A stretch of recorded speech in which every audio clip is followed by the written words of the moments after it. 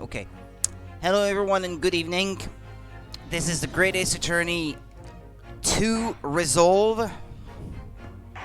We shall be continuing episode 4, Twisted Karma and his last bow, and that should be, I think, the end of this episode, and we should move on to the final one. Okay, your father is writing. What do you really mean? Iris, it must be something that's hard for her to talk about. Forgive me for interrupting, my dear fellows. Mr. Sholmes, what is it? I feel as though the poor unconscious gentleman on the settee has been somewhat forgotten. Ah, father! Perhaps we should find our guest somewhere more peaceful to rest? Mr. Naruhodo, yes! Would you be so kind as to lend him your bed? We must do our very best to make him comfortable, I feel. Oh, yes, of course, I'll help you carry him up. So will I. No, I can manage alone, thank you. You have tea to enjoy. We wouldn't want Iris's Brutus too. Because there's no better way to make the professor comfortable than dragging him upstairs like a trunk. Yeah, with each step, pum, pum, pum, pum, pum. I wonder, perhaps that was deliberate. Maybe Mr. Sholmes is making himself scarce to give Iris the chance to talk more freely. We must use this opportunity to talk with Iris and find out what's going on.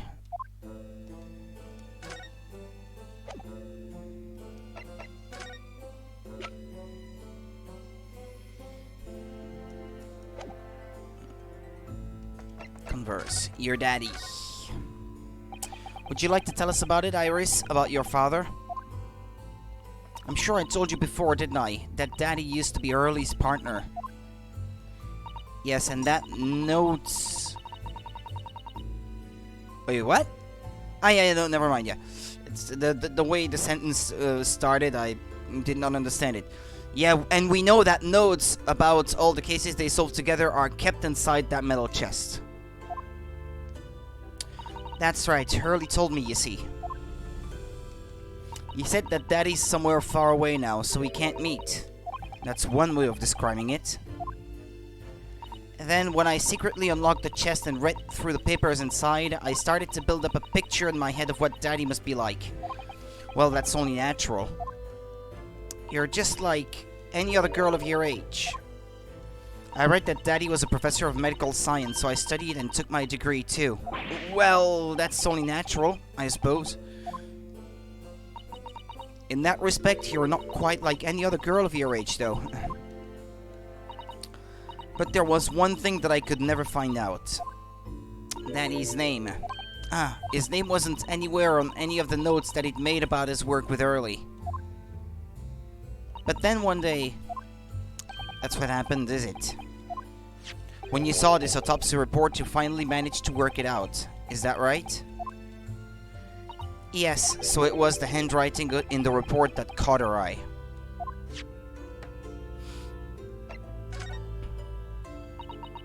When I saw the writing on that report, I could hardly believe it.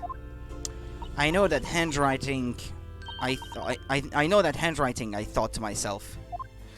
Because it was the same as the writing you'd seen on your father's case notes. Exactly. I was desperate to compare the two properly. I needed to see them side by side. I asked the doctor in the laboratory, but I was told I couldn't take the report away. And even worse, I was told that was the first and last time we'd be allowed even to look at it there. So you decided to steal it?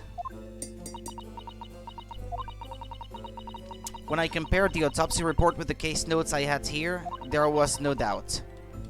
The handwriting was exactly the same. It was Daddy's. And the signature of the coroner at the bottom of the autopsy report read Dr. John H. Wilson. So that's how I finally found out. I learned Daddy's name at last. I see. Ever since then, I've called myself Iris Wilson, and that's also when I had the brilliant idea of writing stories all about Daddy's exciting times with Early. I decided there and then that I'd write the adventures of Sholmes. Oh, Iris, I had no idea the stories had quite such a deep personal significance for you. Well, that was easy enough to figure out, though. I can see why the autopsy report was so important to her now, and why she was prepared to break the law to get her hands on it.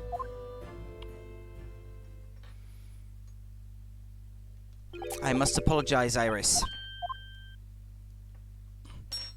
This is really all my fault. Hurley? I made a promise, you see, that until the time was right, I'd keep the details about your father a secret. I know. I've been very naughty. I'll take the autopsy report back to Dr. Gory and apologize, I promise. Yes, we'll go together, I think. Then, let me look after it for you until we get there. Clint's autopsy report has been entered into the court record.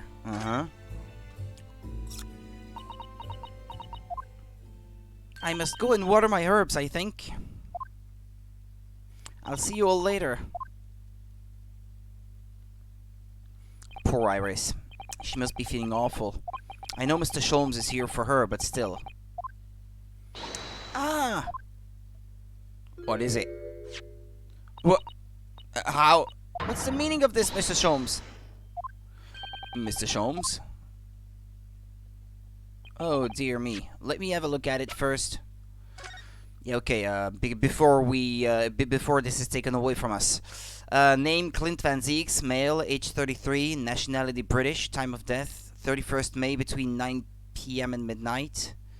Coroner John H. Wilson. Observations: death from a single stab wound to the heart, other superficial external wounds indicative of a duel. Additional notes: recent scarlet ink stains visible on the little and ring fingers on the right hand, but no document in corresponding ink was found. Autopsy findings: vital evidence recovered from the victim's stomach during autopsy. Credit to Inspector Gregson for petitioning so doggedly for the autopsy procedure. No internal trauma noted anywhere in the body. Oh dear me, so you've noticed, I see. But that would mean... What on earth's the matter, Mr. Sato? You've turned as white as a sheet. It's this autopsy report, Mr. Naruhodo. The one from 10 years ago.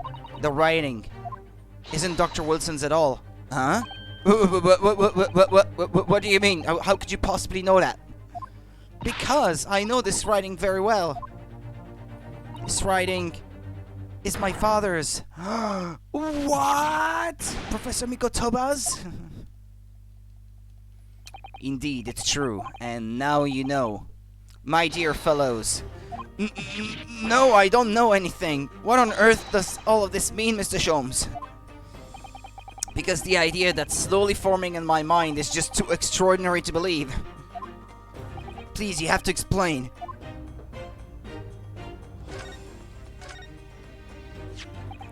So, this autopsy report was actually penned by Professor Mikotobanen. But that makes no sense. It's not possible, surely. Not possible? My dear fellow, pray take a deep breath and think again. Yes, you're right. In some ways, it actually makes a great deal of sense. It does? 10 years ago is when Father returned to Japan after his extended study tour in Britain. And prior to his return, where was Dr. Mikotoba engaged?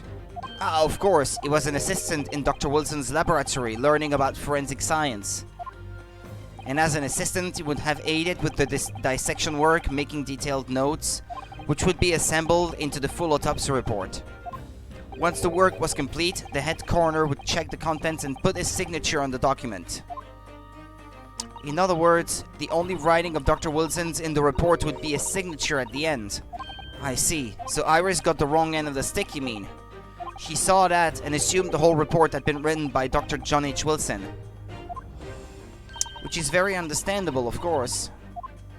What a complicated situation. The details of Clint's autopsy report have been updated in the court record.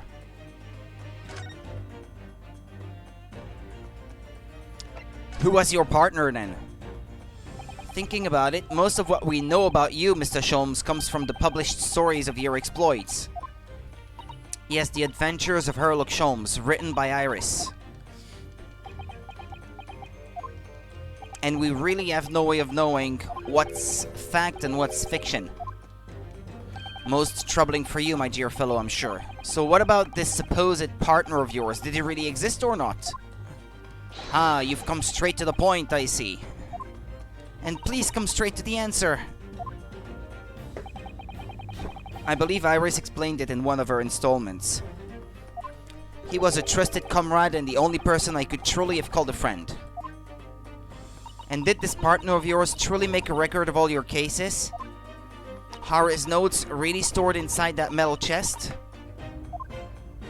Absolutely, my dear madam. Absolutely.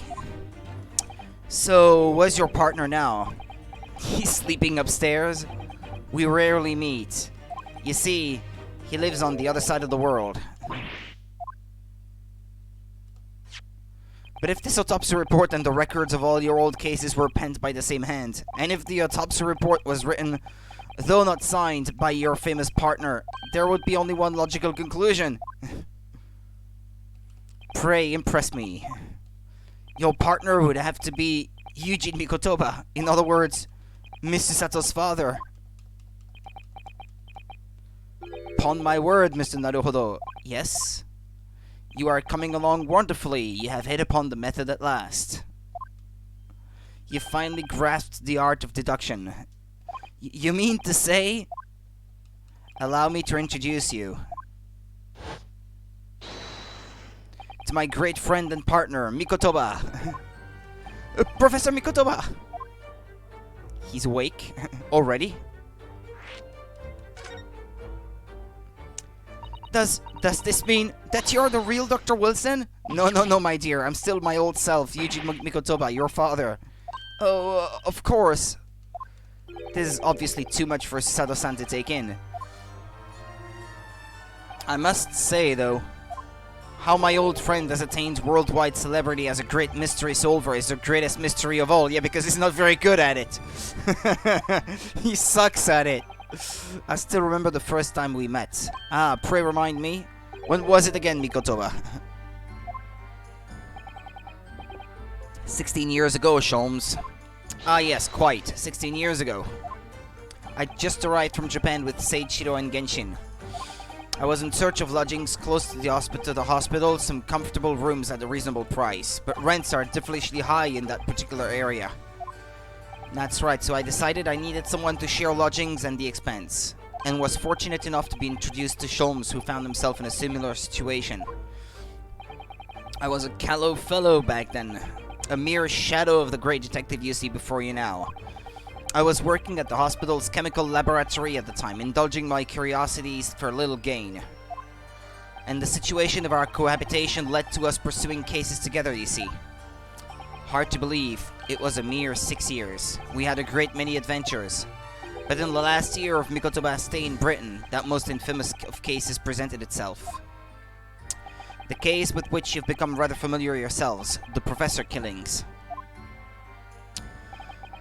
After the trial, Seiichiro and I were summoned back home. Hardly surprising, given the circumstances. So there you have it, and as you know, all the details recorded by my trusty chronicler remain in that metal chest. This is just amazing. Professor Mikotoba really is Mr. Sholmes' famous partner.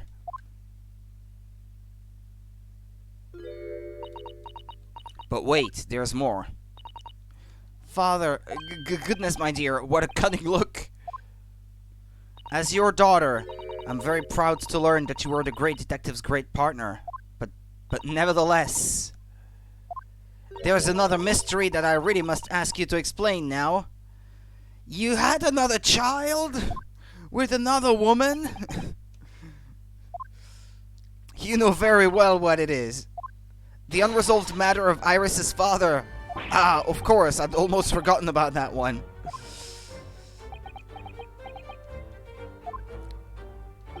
I shouldn't have seen this coming, I suppose. So, is it really you? Iris told us that all the notes about the great detective's adventures that are in that metal chest were written by her father. Isn't that correct, Mr. Sholmes? That is indeed what I told young Iris. But if you're Mr. Sholmes' partner, father, and you wrote all those case notes, Then Iris's father must be you. Upon my word, Mr. Sato. You are coming along wonderfully as well. You too have hit upon the method at last. You finally grasped the art of deduction. That was hardly rocket science. What you've always told me, Father, is that my mother died when I was born 16 years ago, and you left me in grandmother's care whilst you embarked on your study tour of Britain. And I've always accepted that, but all this about Iris... Oh, there it is, Sato-san's ice-cold stare. No, now hold on a minute. It was very complicated. I mean, it's really not what you think. Then perhaps you'd like to explain exactly what it is. There it is. Now the eyes go from ice cold to red hot just before she... No, really, you've got the wrong end of the stick. Show him, say something, man. Yeah. He's ready to leave. That's quite enough, my fiery fellows. Mr. Sholmes, when did he get all dressed up? Whilst I don't like to interrupt this exciting exploration of the past, Mikotoba and I have an urgent matter that requires a short excursion. But it's very late, Mr. Sholmes. Where must you go? Why, my dear madam, is that not obvious? My partner and I must pursue our natural enemies. So get your coat, Mikotoba. The game is afoot. But Sholmes, I really must give Susato a full explanation, I think. Later, my dear fellow, later. Our carriage awaits downstairs already.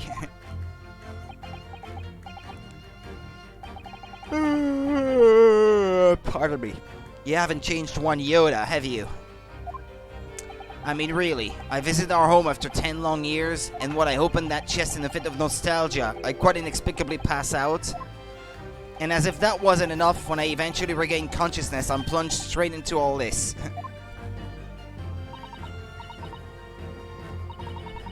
Father, please, go with Mr. Sholmes now. What? I've no doubt that whatever happened, you were acting in everyone's best interests. I trust you completely. Susato. In sending the great detective and his great partner off on renewed something... What was that? On renewed adventures together is more than I could have hoped for in my wildest dreams. Very well then, we'll speak again later. So, I believe your own work is done for the day? I wish you the best of luck for tomorrow. Yes, naruhodo. Good luck in battle and in reaching a decision. A decision? About whether to go back to Japan, I suppose. Today, あまりにもいろいろなことが起こりすぎた。しかし、後になって僕たちは知ることになる。その混乱の中にこそ、すべての真実を知るために必要な手がかりがあったのだと。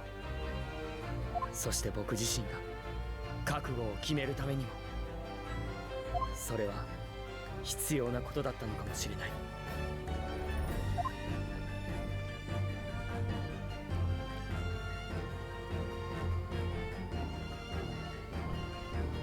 Alright, it's the end of the episode. I guess the case continues in episode 5 then.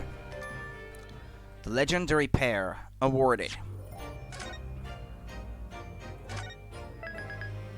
Final. The resolve of Ryunosuke Naruhodo.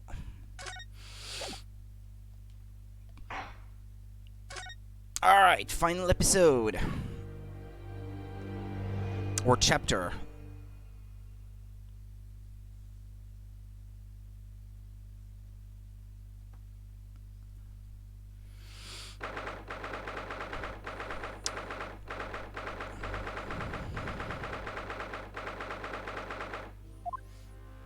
So, the time has finally come. Today, we unravel everything. I'll be counting on your support more than ever today, Mrs. Sato. Mrs. Sato? Oh no, what's the matter, Mr. Naruhodo? Nothing. I was just saying that I'll be relying on your support today, but I'm so sorry. Of course, I know I can be rather incompetent at times, but I shan't let you down.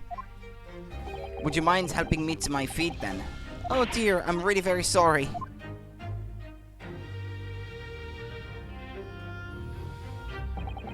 Susato-san isn't her usual self at all, but that's hardly surprising, I suppose.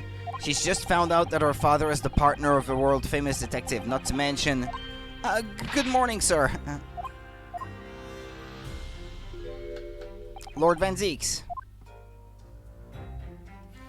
Thank you for all your efforts yesterday. What? Did I hear that correctly? What? Oh, no, nothing. Just, I hope we can clear things up today. I really can't make this man out. His face says I hate you, but his words are almost jovial today. In fact, he hasn't been very Reaper-like at all since this all began yesterday. Lord Van Zeeks isn't the Reaper, Mr. Naruhodo. Good point.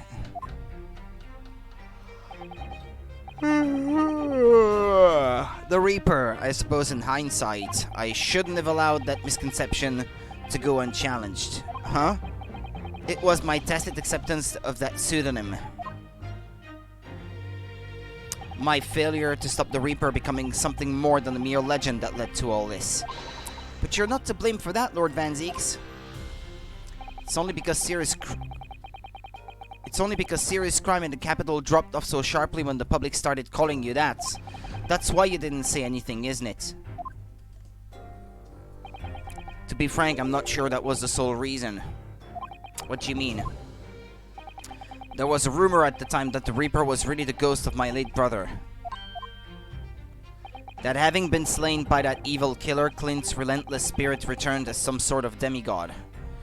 To wield the deadly blade of justice where I, by dint of the law, could not. Yes, we've heard that story too. When I lost him, I felt as though I'd lost my guiding light. I didn't know where to go or what to do. And so in some small way, I wonder if perhaps those rumors made me feel his absence a little less keenly.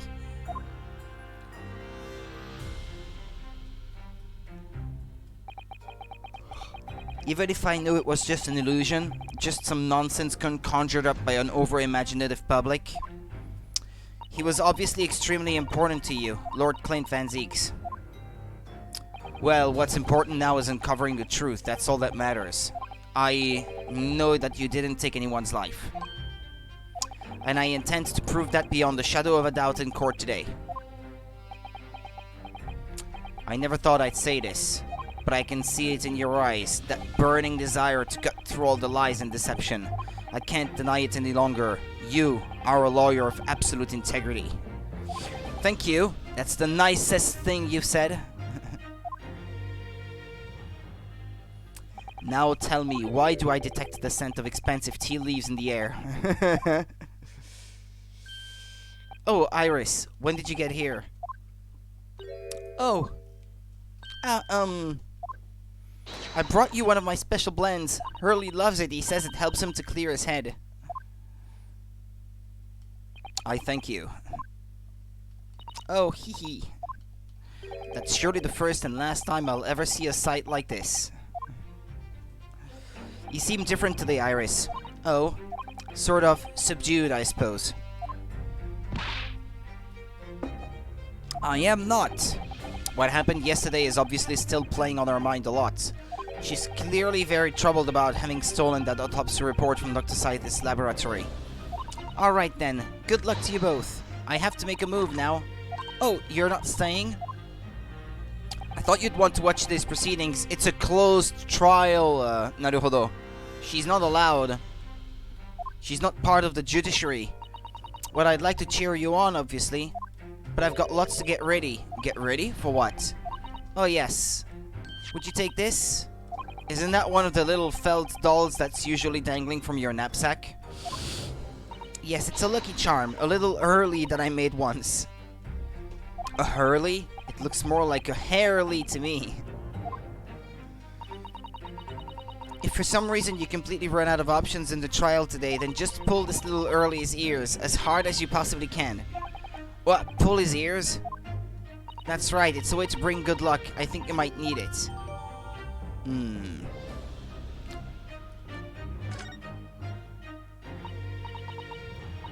You think what we'll need is luck? I just sneaked a peek inside the courtroom, and it seemed very different to normal. Yes, it would seem. That a certain someone has decided to pull out all the stops. What does that mean? What about Mr. Sholmes, Iris? I don't know. He was out all night and he hadn't come home by the time I left this morning. Oh, I see. Was Professor Mikotoba out all night too, do you think, Mr. Sato? Yes, it would seem so. I telegrammed the hotel this morning. And apparently they didn't come back to their rooms last night at all. They? Father and Judge Jigoku, I mean. Judge Jigoku too? That's right. Nobody appears to have seen either of them since... What? Since yesterday. Okay. Counsel for the defense and the defendants. Court is about to be in session. Please make your way inside the courtroom at once. Good luck then, Runo. Good luck, Susie. Yes, thanks, Iris. And you, Mr. Reaper, I hope it goes well. Once again, I thank you for the delicious tea. It was very soothing. Oh, I'm so glad. We must go inside now, Lord Van Zieks.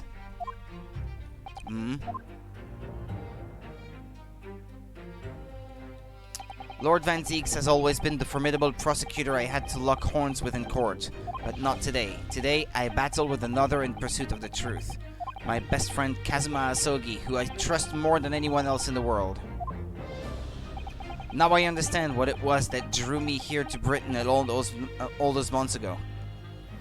Now I know exactly what destiny had in store for me. It's all been leading up to this one day, to this one trial, to this one final reckoning.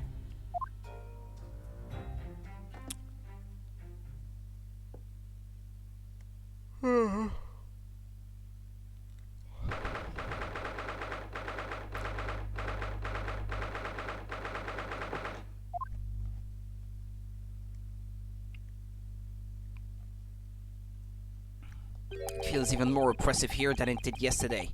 There are cold stares piercing me like knives from all sides today. Ah, Mr. Naruhodo, look! Lord Strongheart? Kazuma must have known beforehand. The ramifications of this trial now extend far beyond the murder of one Scotland Yard inspector. In fact, events have come to light that threaten to rock the very foundations of our country's legal system. The escape of a condemned criminal on the night of the execution, the subsequent unlawful shooting of the man, and the revelation that prison staff must have been complicit in the jailbreak. Britain is currently hosting influential members of the judiciary from countries all over the world. It is imperative that we uncover the truth in these proceedings to avoid international embarrassment. By royal decree, this will continue to be a closed trial, and one over which I, Mill Strongheart, exercise total and unequivocal authority.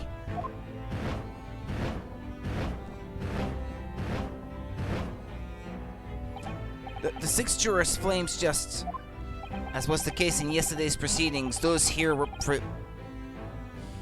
present in the public gallery are distinguished members of the judiciary assembled to bear witness to a fair judicial process. In other words, a collection of your acolytes, Lord Strongheart.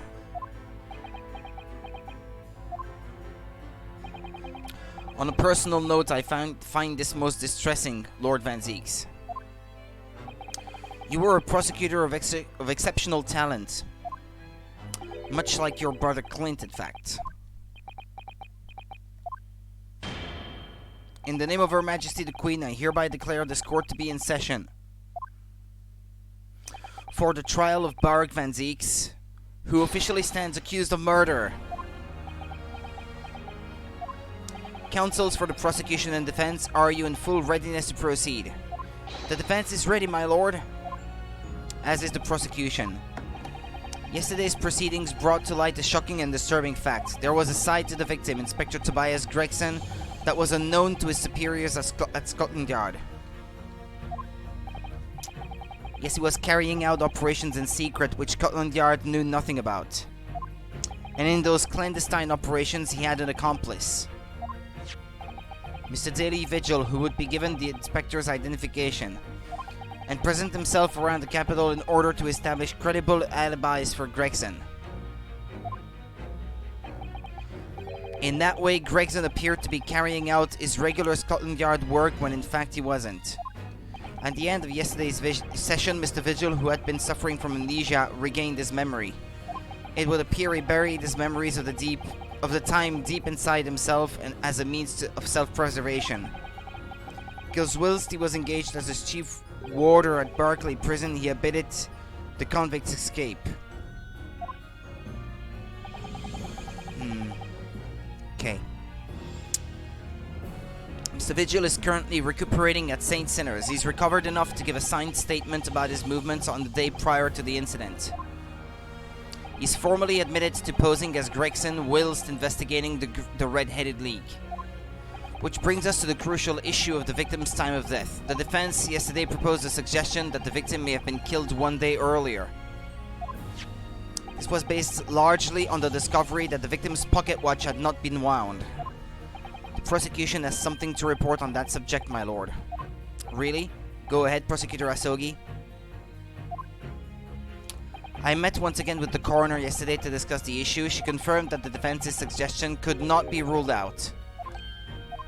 It's entirely possible that Inspector Gregson was killed on the 31st of October, the day before his body was discovered. I have here an updated autopsy report that includes the amended details. Time of death was 5 p.m. on 1st of November. There are indications of an attempt to disguise the real time of death, however. It seems that the natural decaying process of the victim's body may have been slowed by keeping it chilled. That's out of the question. There are no refrigeration devices in that part of London large enough to accommodate a human corpse.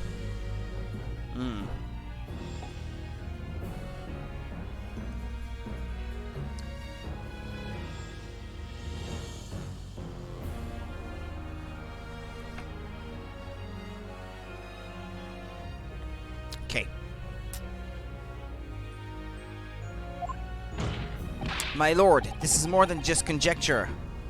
There's evidence to support the idea. We must investigate it thoroughly. Very well. The court will accept the new report as evidence. However, if this updated report is deemed to be accurate, it would give renewed significance to the movements of the victim on the day before the Fresno Street incident. It would, yes, especially since on that day, Inspector Gregson was using Mr. Vigil to cover up his real movements.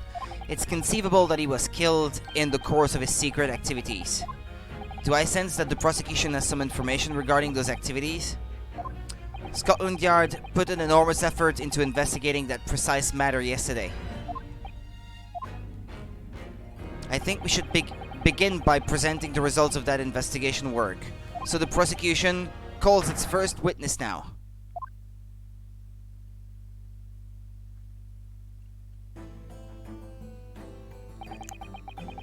State your name and occupation for the court. Inspector Gina Lestrade, reporting. Representative of Scotland Yard.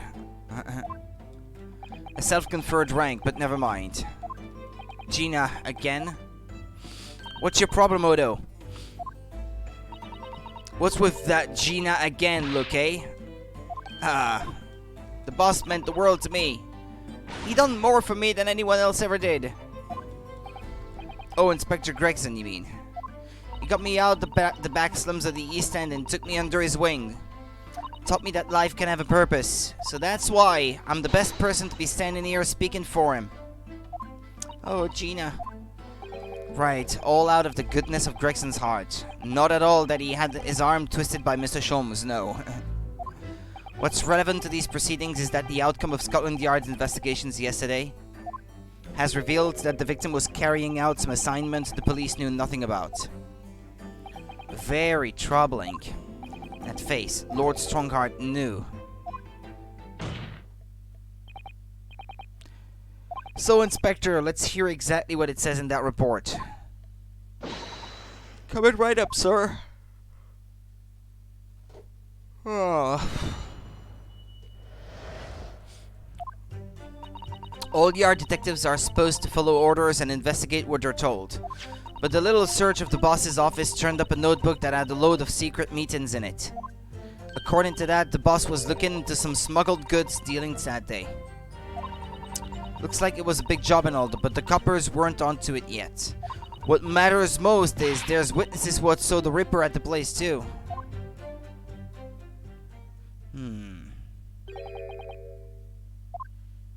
Smuggled goods? I don't know, do I? I'm just telling you what was written in the book. Tobacco, tea, spices, medicines, goods of all sorts flow into London by illegal channels from across the globe. It's well known that they're disposed of at regular black markets that take place in the capital. But the police are rarely able to locate them in time. So Inspector Gregson was investigating one of those black markets. It's been suggested that high-ranking government officials may be involved in black market activity. No doubt Gregson was trying to avoid details of his investigations being leaked to the involved parties. That would explain why he was operating on his own authority, without the Yard's knowledge. And do we know where the dealings were taking place this time? In a particular room of a certain exclusive London's gentleman's club. And on the day in question, the accused is known to have been there. That's the conclusion of Scotland Yard's investigation into the matter. Sorry. That can't be. We haven't heard anything about any of this. Members of the club have testified to it. There's no question. The accused, Baroque Van Zieks, present. That would be very significant testimony then. Oh my, but Lord Van Zieks has made no mention of this at all. In short, Lord Van Zieks had ample opportunity to murder the victim. He doesn't have a hammer. He uses his walking stick. Very well then, counsel for the defense, begin your cross-examination. I feel so drowsy. Pardon me. Okay, let me save.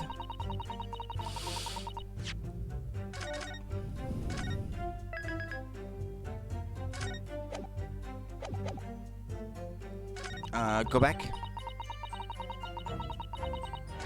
All Yard detectives are supposed to follow orders and investigate where they're told. But a little search of the boss's office turned up a notebook that had a load of secret meetings in it. So you went through Inspector Gregson's things? Yup, as part of the independent Lestrade investigation. I'm sure your superiors would be delighted that you're taking the initiative. So I snuck into his office when no one else was about. Because if anyone at the Yard had seen me go in there, they'd have turfed me straight out on the street. This is sounding less and less likely an investigation and more and more like something else. The prosecution understands that it was this very detective who discovered the notebook. You got that right. Nothing gets past Inspector Lestrade and her trusty assistant, Chief Inspector Toby. We found it hidden in one of his desk drawers that had a false bottom. Okay. That's impressive. So then I went to hide myself where no one could find me so I could have a butcher's at what was written in it. Because if anyone at the Yard had found me out, they'd have turfed me straight out on the street. I've given it in now though, and I. And if it weren't for me, it would never have been found. According to that, the boss was looking into some smuggled goods dealings that day. Do you have any idea where those dealings were taking place? Yup. It was all here in the books, in the boss's notes. Let's see if I can remember. As I already said, the illegal dealings were due to take place at the Gentleman's Club. Hold on. I'd like to get comfortable, but I can't at the moment. Alright.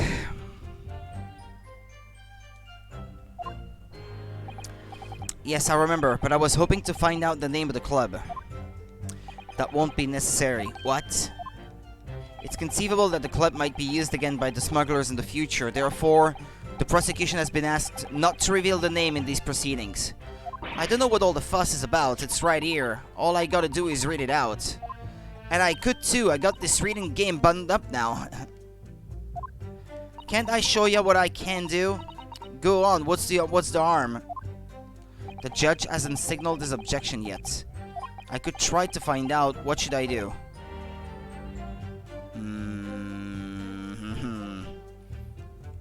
Let me save.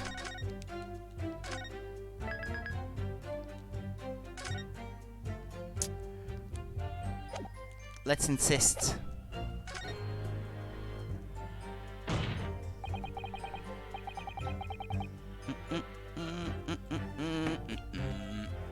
Hold on. Right, okay. Good. This is a closed court. The proceedings are confidential. There shouldn't be any possibility of the information being leaked.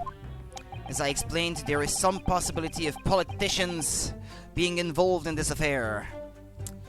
Yo! Thank you for the raid, Professor Gray. Thank you for the raid. Welcome, everyone.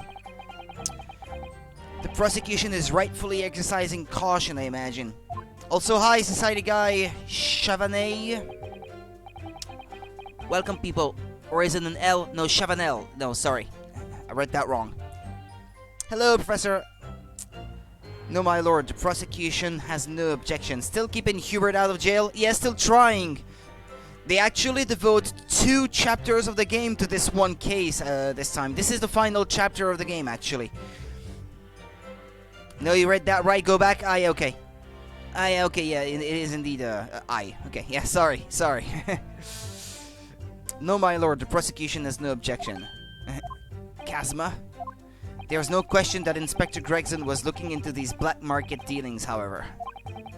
Speedrun time? Yeah, no, not really. I won't be done today. Not a chance.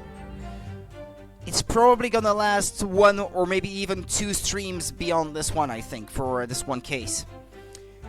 It's not yet been established that he was on that particular trail on the day in question. If the defense requires to know the club's name, the prosecution has no intention of being obstructive. I feel like Lord Strongheart has something... He's not completely innocent, I believe. Yeah. Why did he insist to become the judge in this affair? That seems irregular. Right then, I get to show off me reading skills.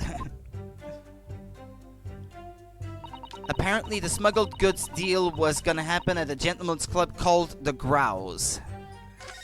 When the strong heart is sus. Mata! The Grouse, what sort of club is that? I ain't got the foggiest. Clubs ain't exactly my thing, but I am kinda curious. They're not places where a foreign student like you would be readily admitted. Have you looked in the mirror recently? I tell you what, me and Chief Inspector Toby could go in undercover. Could you, though? I could pick out a few good marks and see what else I could find out while I wasn't there.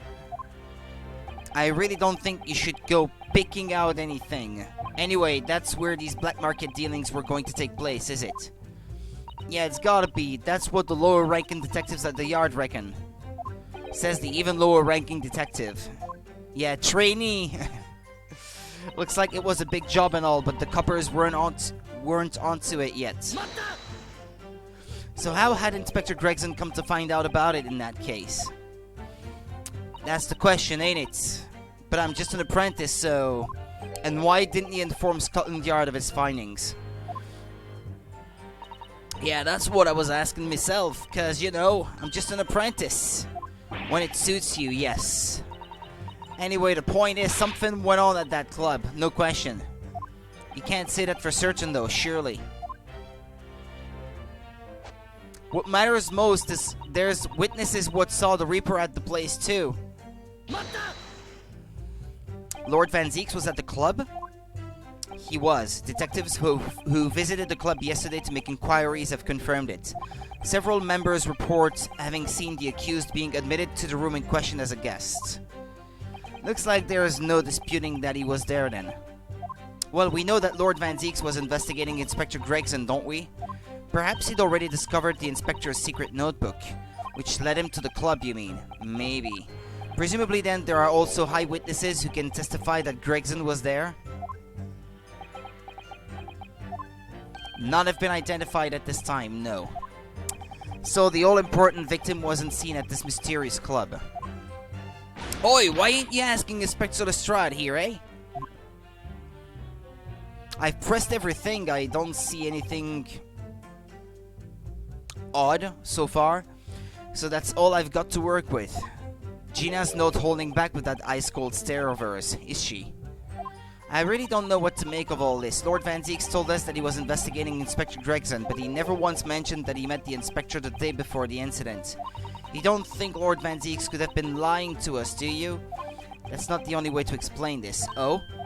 If everything Lord Van Zieks has told us is true, then there must be a mistake in this testimony somewhere. Gotta go. No funny excuse today. Just need to get some new tools. Well, okay then. Have a good one, society guy. Take care out there then. You mean there are details we've yet to uncover? Exactly. A clue, perhaps, that even Gina hasn't noticed. That's what we should be looking for here. I feel like I've pressed on everything.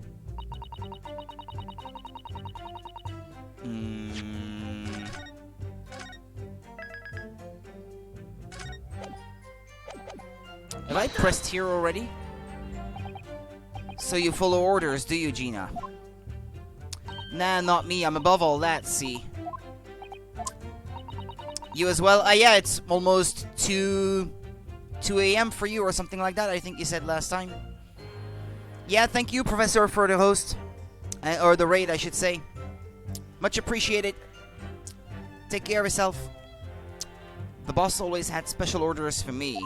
Grab us some fish and chips or go and give Toby his grub. That kind of thing. So, errands more than orders then. This detective is still an apprentice after all.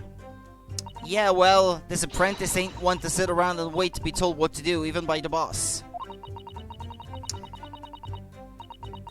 Oh yeah, that's it, yeah. Okay. That's why I've been doing my own investigations into what happened. I didn't find much at first.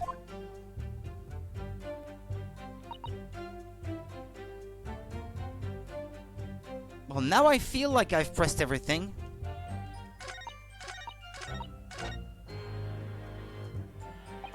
Yeah, that's all I've got to work with. By the way, can I have a look inside the notebook now? Maybe there's a clue in there.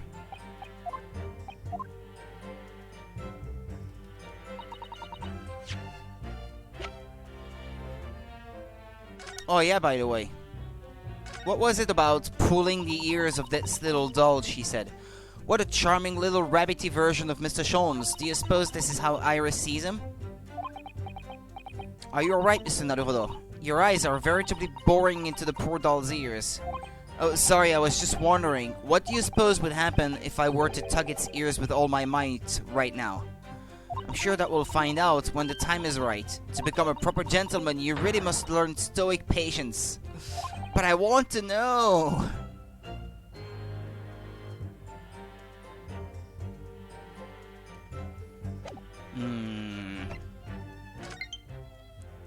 Cleans the tops report. Nah.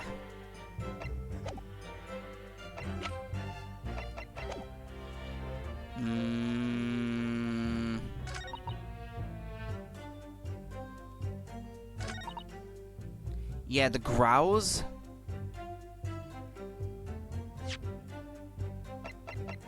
Is this something that we already know of?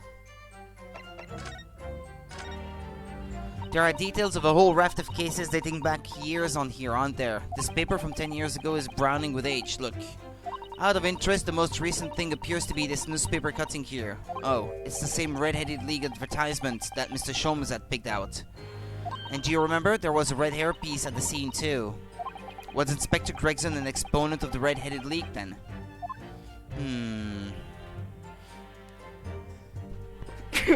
Pardon me. Oh boy.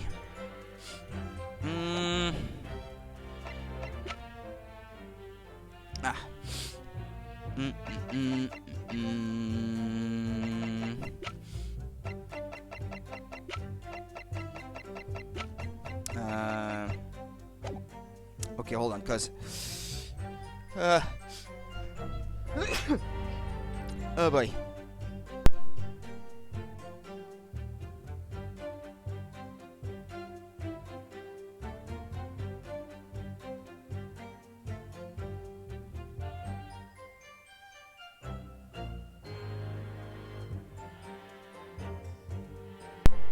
Sorry.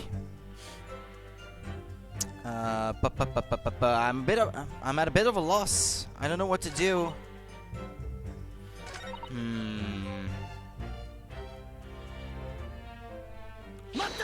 What was it about on this one?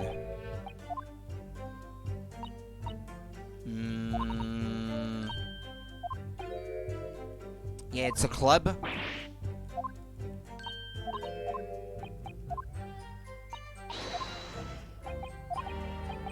Black market dealings? Uh-huh.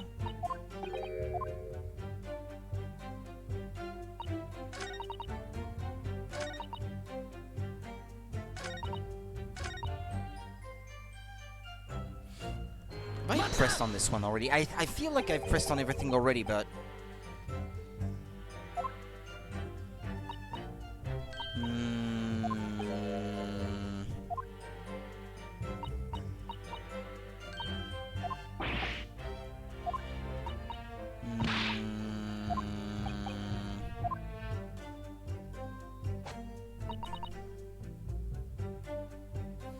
Yeah, witness who saw the Reaper at the place.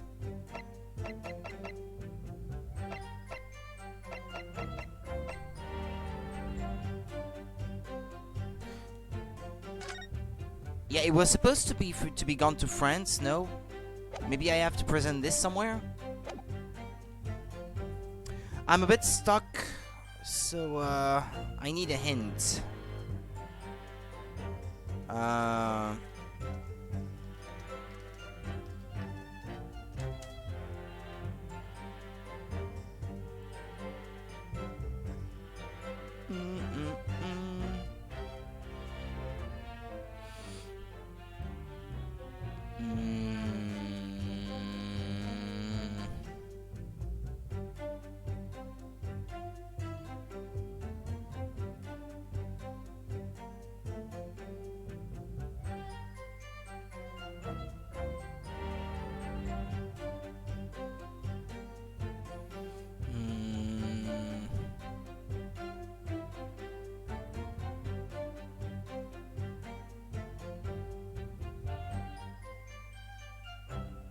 Oh yeah, I forgot about that piece of evidence. Actually, it's something I already saw before, but I had completely forgotten the significance of this.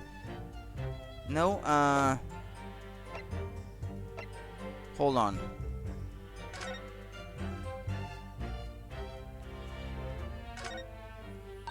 It looks like this is some sort of steamship ticket. The SS Grouse, yeah. Oh boy, I had completely forgotten about this one. I got this piece of evidence so long ago that I had completely forgotten it was in my possession. That's the boat that Professor Mikotoba and Judge Jigoku came on from Japan, isn't it? I think it's called at Dunkirk on the north coast of France for a night before finally arriving in Dover. My neck hurts today. Could use a massage right now. I think it's been almost a year since we arrived in Dover on the SS Buria. It seems a shame not to keep your ticket as a memento of your trip.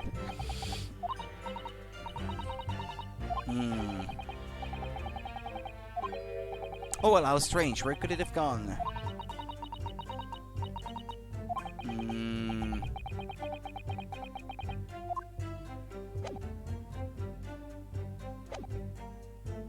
Yeah, hold on. Sorry.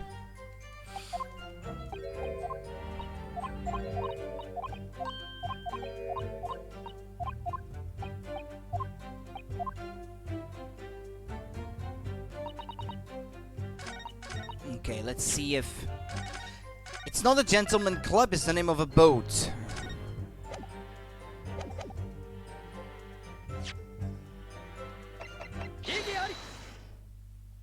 I've read about these clubs that exist here in Britain.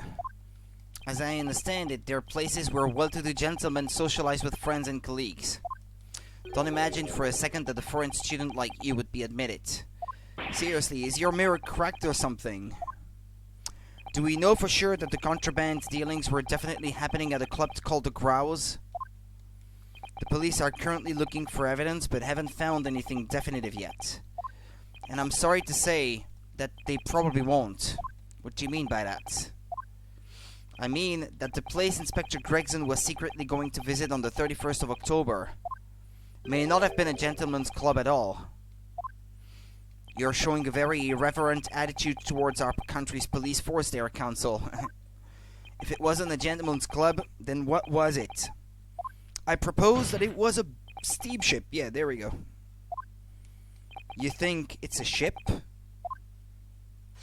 I have the evidence to prove it here. Let me see that. This dark-suited young man is not in the least bit untrustworthy. The other side, my lord. Be more specific next time. This would appear to be a ticket for passage upon a steamship, yes. The SS Grouse. So there's a steamship named the Grouse that happens to share a name with the club. But I'm afraid to say there's a flaw in your logic there. How? Look at the ticket. Notice the date of arrival in port. The ship arrived at the port of Dover on the 1st of November. The day on which the sound like a gunshot was heard on Fresno Street. In other words, on the day in question here, 31st of October, when the victim was on his clandestine mission. That ship hadn't yet docked on British shores. That would certainly make an undercover investigation somewhat challenging. The fact that the steamship hadn't yet reached Britain substantiates the defense's assertion that the victim was investigating the SS Grouse on the day in question. Then show your evidence for that assertion.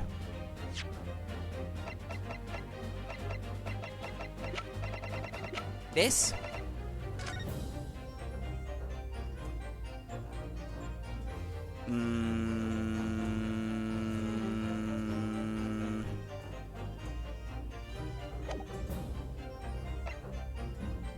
Is traveling trunk?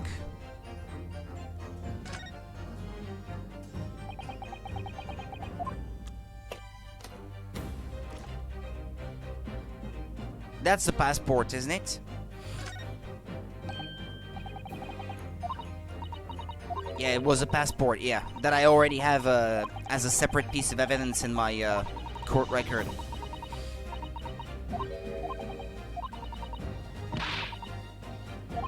What, really? Gregson went to France the day before his body was discovered. So should I present one of these two things then? Very well. In that case, counsel for the defense, present your evidence to the court now. Evidence that substantiates your claim that the victim was investigating the SS Grouse on the 31st of October.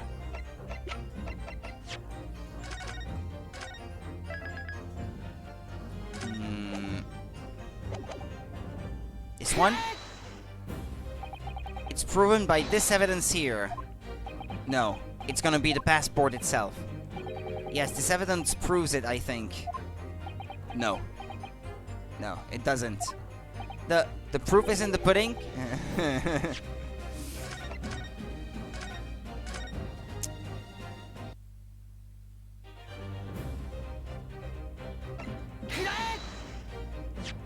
What's this? A passport for travel issued to the victim? Dated 31st October. What are you suggesting? I'm suggesting that just one day before the inspector's body was discovered, there's a distinct possibility he wasn't even in the country.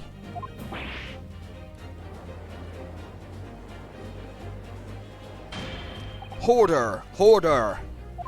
This document is for passage to France. It does appear to have been officially authorized. The day before the SS Grouse arrived at Dover, it docked on the northern coast of France for a night. According to my father, who was on board at the port of Dunkirk, France. What could possibly have taken the victim there? I'm impressed, Linasuke Naruhodo. I certainly didn't expect you to get your hands on that passport. What? You mean you knew about this? The prosecution's strategy for this trial has been laid down by the Crown Prosecution Office.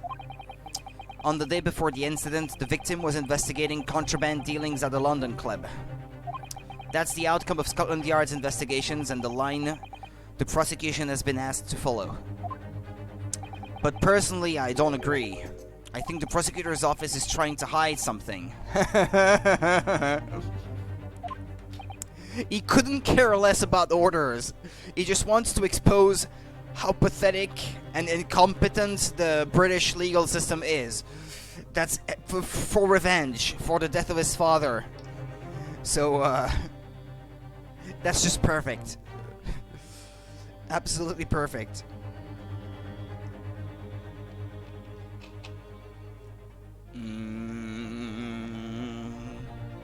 Violin.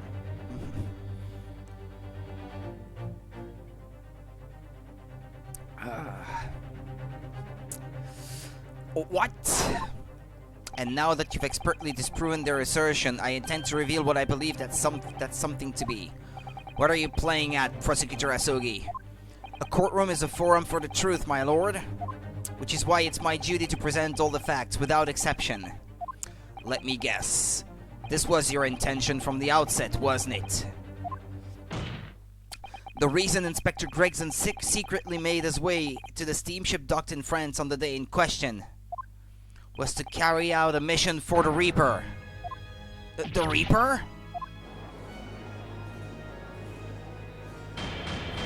Order! Order! What on earth are you saying, counsel?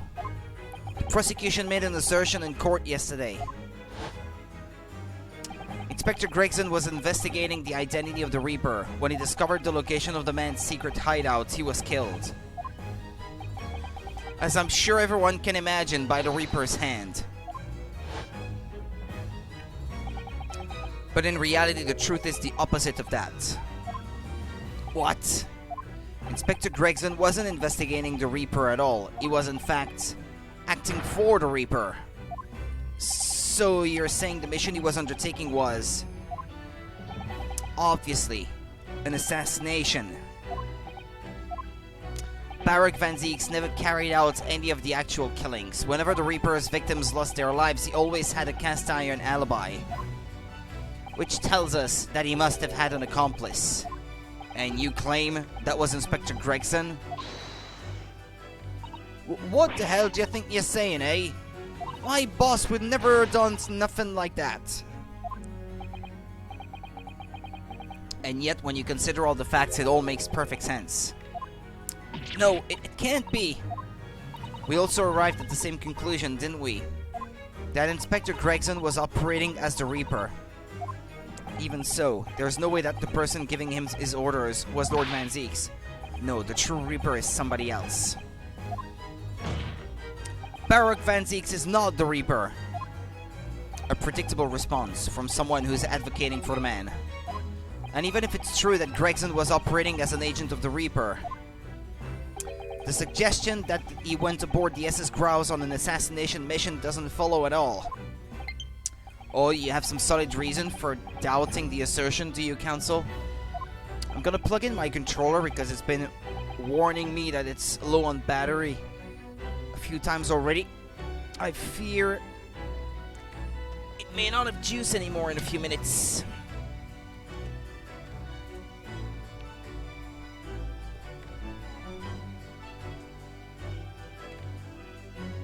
There. Okay. Absolutely, it's very simple. On the day in question, nobody was killed aboard that steamship. Professor Mikotoba and Judge Jigoku were on that very ship. If someone had been assassinated, I'm certain we would have heard about it. What's so funny? You're right, of course. No suspicious deaths were reported on board the ship. But I think perhaps you've missed the point. That's precisely why Inspector Gregson himself lost his life. What? Gregson did board the SS Grouse that night with the intention of dispatching his mark. But his mission ended in failure. Failure? It seems that the defense hasn't yet grasped a very important detail here. What are you talking about? What detail? Inspector Gina Lestrade. What? The victim's notebook that you read an excerpt from earlier, that doesn't contain details of secret investigations at all. It describes 10 years of assassination plots to be carried out by the Reaper of the Bailey. You're lying! Even if all them bludgers would got taken out had it coming. The the boss weren't the Reaper. Poor Gina. There's no question that Tobias Gregson was heavily involved in the Reaper's activities. You may just be an apprentice, but if you've spent any time at Scotland Yard, you must have heard rumors. I ain't heard nothing, and I don't believe a word of it. Then testify again as a representative of Scotland Yard. Consider it your chance to defend your boss. I don't... I concur. The witness will give a new formal testimony. Miss Lestrade, you will tell the court everything you know about Inspector Gregson's secret notebook.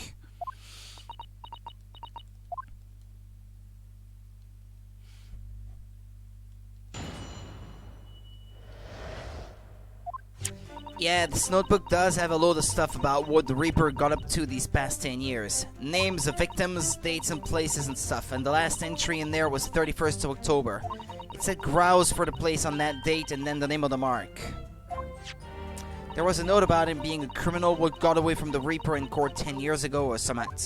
But honest, the boss didn't do none of it. He was just investigating the Reaper, that's all. Keep personal opinion out of your testimony, witness. We require only established fact here. This must be so hard for her. You can't deny it now, surely. Ryunosuke Naruhodo. What can't I deny? The notebook contained the name of the final mark and the location where the assassination would take place. That's information that the victim could only have known if he was working with the Reaper. So, who was to be this final mark? Go ahead, Inspector Lestrade. Read the name for the court. The name that's written alongside the entry that mentions the grouse on 31st October. How'd you read this then? Reading still not our strong suit. That ain't the problem, alright, Odo. It's a funny name. It ain't English. It's hard to read. So it's someone from overseas? Let me have a bash at it. Seiichiro, is it? Yeah, Seiichiro. Jigokyu? Maybe? What? It can't be. Seiichiro Jigoku? But that's Judge Jigoku. Seiichiro Jigoku. Certainly not an English name, you're right. But that can't be right. I know Judge Jigoku, and I saw him the day before yesterday here in London. So I know for a fact that the man hasn't been assassinated. As I said, the Reaper failed. Oh, Gregson missed his chance to kill his mark and return to British shores. But the Reaper wouldn't tolerate the mistake, so he killed the inspector. Personally. The Reaper, of course, being the accused. Barak Van Zieks. It's an undeniably logical argument. Kazuma, you planned for the trial to go this way all along, didn't you?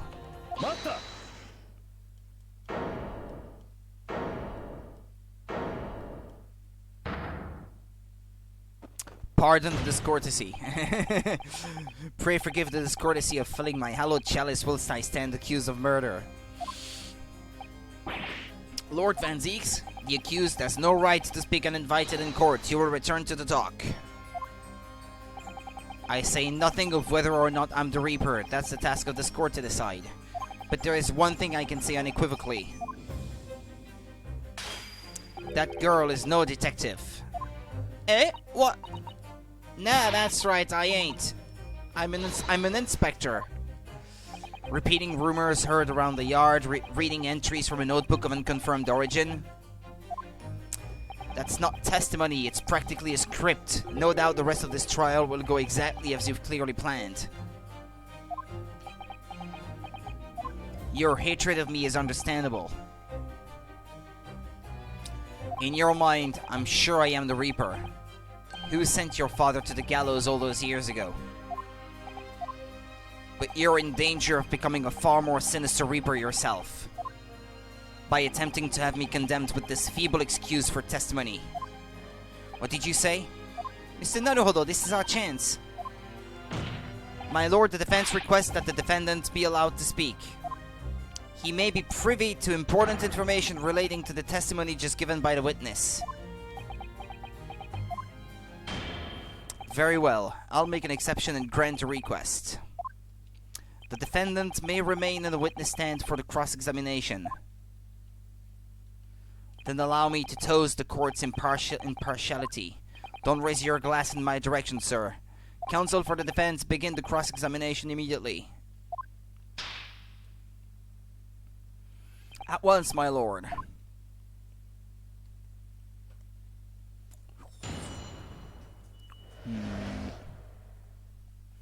The Reaper's Notebook.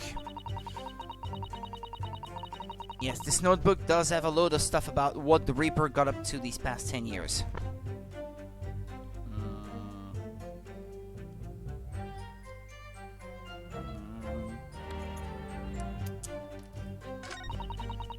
Names of victims, dates and places and stuff, and the last entry in there was 31st October. In other words, it shows that Gregson was basically acting as the Reaper. Not you and all! That ain't the only explanation, is it? He could have been investigating the Reaper in secret, and that notebook said what he found out. If I may. When originally people began referring to me as the Reaper, I didn't object. I believed the power to intimidate London's criminal classes into compliance with the law to be beneficial. But you carried out your own investigations into the true identity of the Reaper, didn't you? Yes, and those investigations proved conclusively that Gregson was one arm of the Reaper. One arm? What are you on about?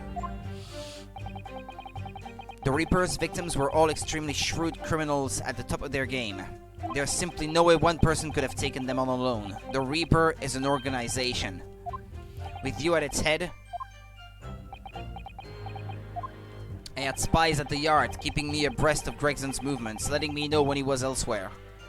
So I'd been able to check the most recent entry in this book. I knew the location. You knew it said Grouse?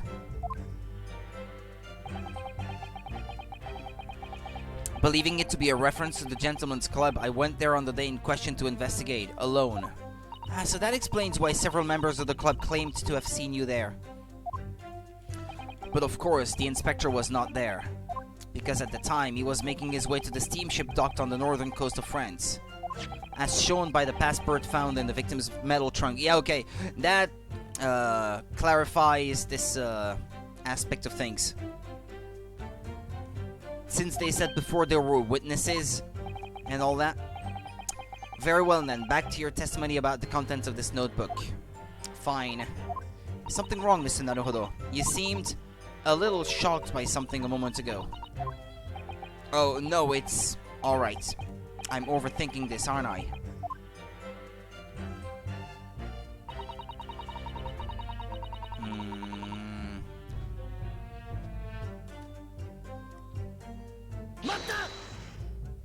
Names of victims, dates, places, and stuff? What in particular? Well, beside the victims' names, this other name kept cropping up. What other name? What's that? It's the one I told you yesterday, the same name, written over and over again. You mean Assassin? Yeah. Yeah, that's the one. She's a friend of yours or something, isn't she? Were you even listening yesterday? Assassin.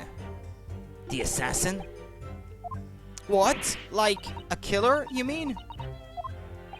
Gregson was a tactician, the one who came up with the plan of attack. He investigated the marks thoroughly, finding out when they would be vulnerable and who to use to get at them. But the person actually executing his plans was someone else, you're saying? If that's true, then the Reaper does indeed start to sound like an organized group of vigilantes. Then perhaps what it said on the passport document. Permission for the applicant and one additional person to travel. Could that additional person have been clearly the assassin who was meant to take Seiichiro Jigoku's life? Gina, can you confirm that against the final entry of that listed Grouse and Seiichiro Jigoku? What name was written? Oh, well, that's the only entry that didn't have a name next to it as it happens. What? It just had like a question mark or something there, I think. In other words, Gregson himself didn't know the identity of the assassin in that case. But Gregson was the one making the plans, was he not? Oh, how infuriating. A nameless assassin? It's a grouse for the place on that date and then the name of the mark. And you're saying that the mark listed was Seiichiro Jigoku? That's what it said. Funny name if you ask me. And I thought your name was odd. So pleased to have lost my crown there. Mr. Jigoku is the presiding judge of Japan's Supreme Court of Judicature. I remember the man. He came to our country as a visiting student 16 years ago. Studying international law and diplomacy under your tutelage, Lord Strongheart. That bearded young fellow was a very able man, I must say. So Lord Strongheart was Judge Jigoku's mentor? If I'm not mistaken, he returned to Japan 10 years ago now.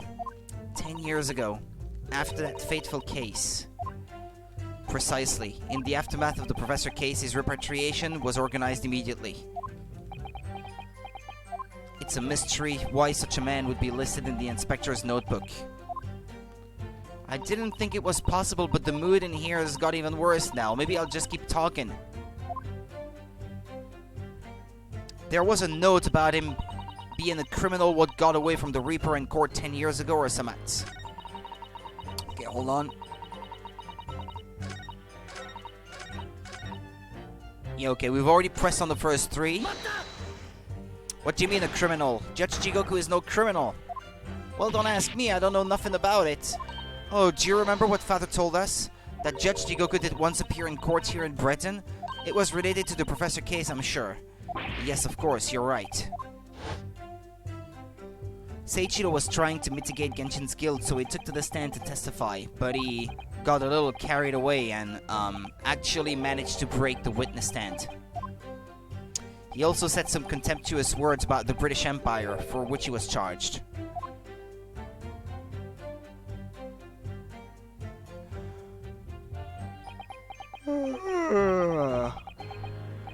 It was a pitiful situation, yes, I'd forgotten all about it. But I prosecuted that trial too, as it happens. You did? It was considered to be an adjunct to the Professor proceedings, you see. But he was acquitted after being told to make reparation for the damage caused to the stand. And there you have it. Have what? Surely the accused hasn't forgotten his own rule. That there is no saving anyone who faces the Reaper in court, guilty or innocent alike. What? No! Are you suggesting that the reason Judge Jigoku was targeting it for assassination? The man was sent back to Japan immediately after that trial. The Reaper had no time to do his work. But then, 10 years later, the mark returns to Britain once more. Perhaps now you start to see just how vindictive the Reaper is. Come on, that's absurd to take someone's life for that. Isn't the whole premise of the Reaper absurd, killing those who have been found innocent?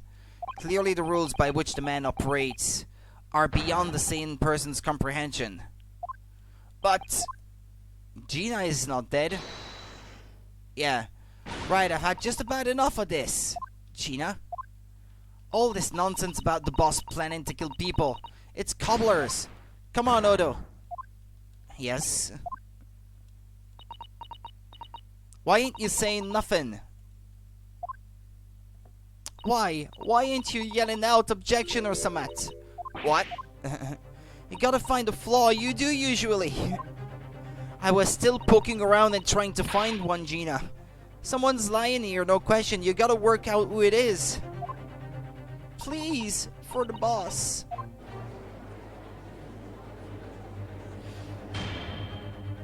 That outburst was an insult to the court and to your own testimony. I might have known that a common pickpocket from the back slums couldn't make a detective. When this trial is over, you will forfeit your warrant card, Mr. Strad. What? Is that clear? Oh, no.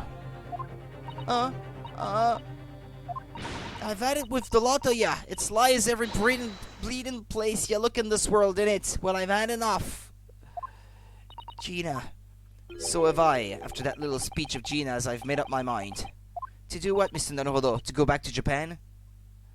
There was one point in this cross-examination when something that was said just didn't sit right with me. One statement that seemed odd. Oh, do you mean... I'm not going to let Gina's plea for help fall on deaf ears.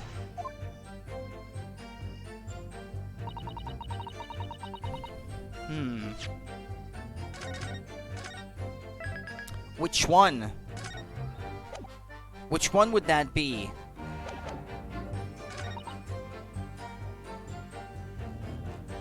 There was a note about him being a criminal what got away from the Reaper in court 10 years ago or something.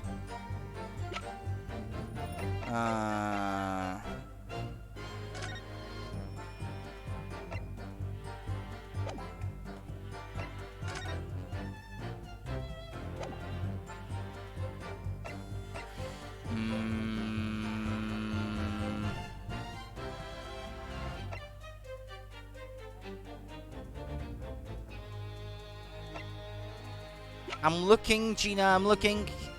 Trying to find out what it is exactly.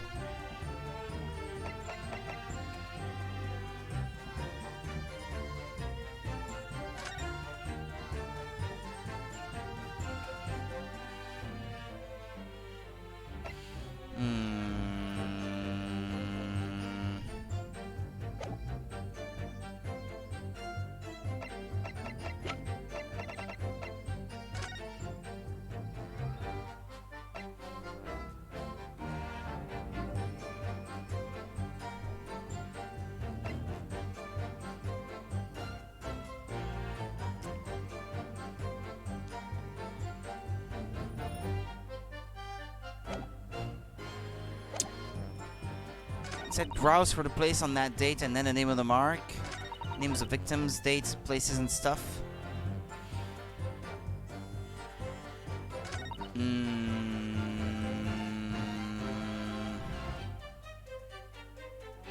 This notebook does have a load of stuff about what the Reaper got up to these past 10 years. Names of victims, dates and places and stuff, and the last entry in there was 31st of October.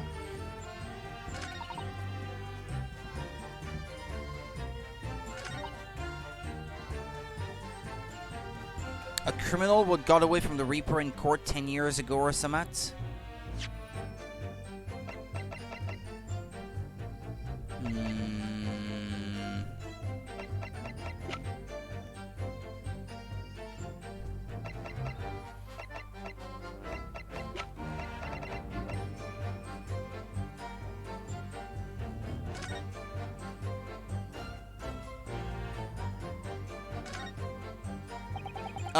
Is this maybe the moment where I have to pull the ears of the little rabbit doll?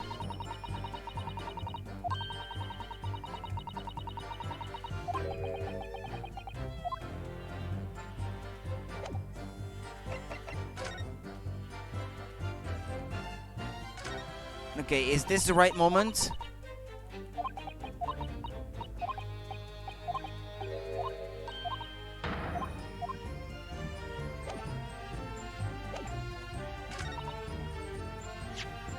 I don't know, I'm gonna save. I don't know.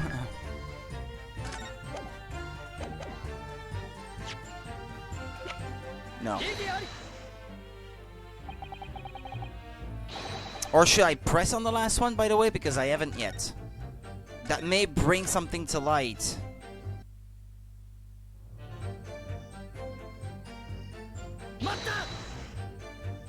I want to thank you, Gina.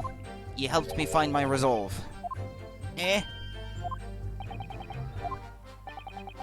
What do you mean? Amongst everything we've heard during this cross-examination, there is one thing that defies explanation. One inconsistency. What? An inconsistency? Really, Odo? I don't quite know what it means yet, but... yes, there's an inconsistency in something that was said by...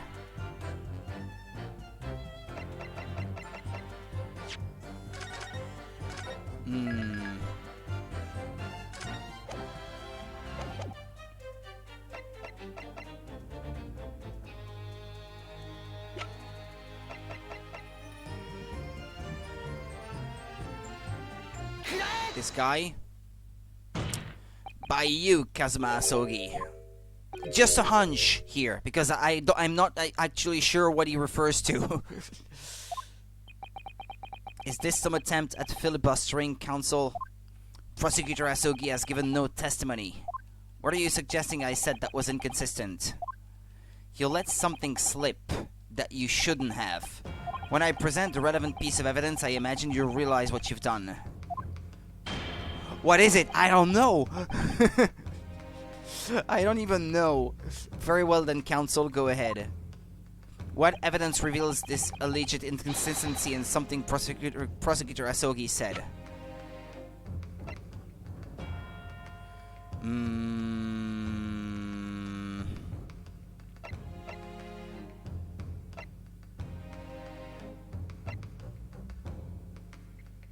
What, that it was a failure? That the assassination attempt was a failure, maybe?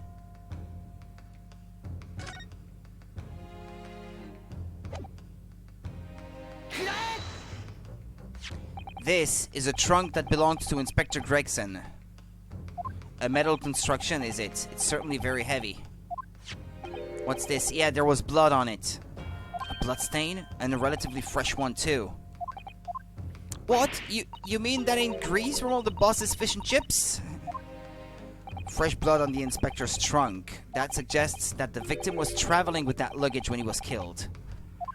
That can't be. There was no mention of any trunk in Scotland Yard's report. Yes, there is a reason for that. Immediately after the inspector's body was discovered, one of the street peddlers made off with the trunk, hoping to sell it. But I found it, me, with my nose for trouble. Which means that nobody should have known anything about the trunk. Unless, of course, we're talking about somebody who was present when the victim was killed. And yet, during the cross-examination of the witness just now, you said this, Kazuma. Because at the time he was making his way to the steamship docked on the northern coast of France, as shown by the passport found in the victim's metal trunk. Actually, you know what? I didn't pick up on it at the time that he mentioned the metal trunk. It's true that he shouldn't have known about it, but I didn't pick up on the fact that he said that. It's just kind of luck, and I just weaved my way through it, I guess. Made an educated guess as to where this was going. I figured since the trunk is connected to his movements on the night of the 31st of October, that the trunk would have something to do with it, and maybe even the sort of little bit of blade that's in the side of it, and the blood on it. So the question is, how did you know about the inspector's trunk? We know the man went on a trip to France. Where else would he have put his passport? But you knew it was a metal trunk. Answer me honestly, Kazuma. On 31st of October, where exactly were you? Is it possible that it's the tip of one of his swords that's in the side of the thing at the port of Dunkirk on board the SS Grouse? Is that the answer you're looking for, Yunosuke? Kazuma, what did you... I hadn't considered the possibility before, but if Kazuma was there on the ship, then it can only have been for one purpose. Oh no, Mr. Naruhodo, surely you don't think... Come on, Yunosuke, you know the rules.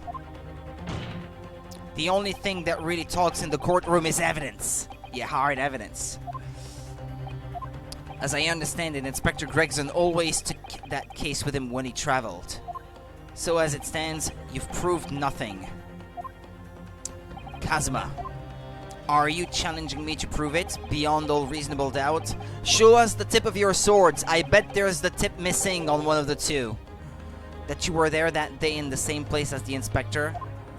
He was there with Gregson? There's a clue that you've overlooked, a secret that Trunk can tell us. I can't be sure at this point, I'll need to verify it, but I have a nasty feeling that I'm going to be right. Can we have another look at it now, maybe? And would that reveal something else?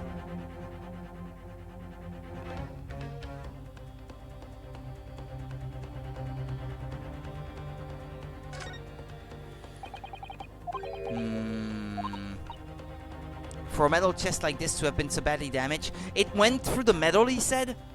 The sword Karuma. Isn't that the sword that's supposed to be made by a famous blacksmith or something? That forges metal, that is able to cut metal itself? That came up at some point, I think. That was a topic of discussion in the past.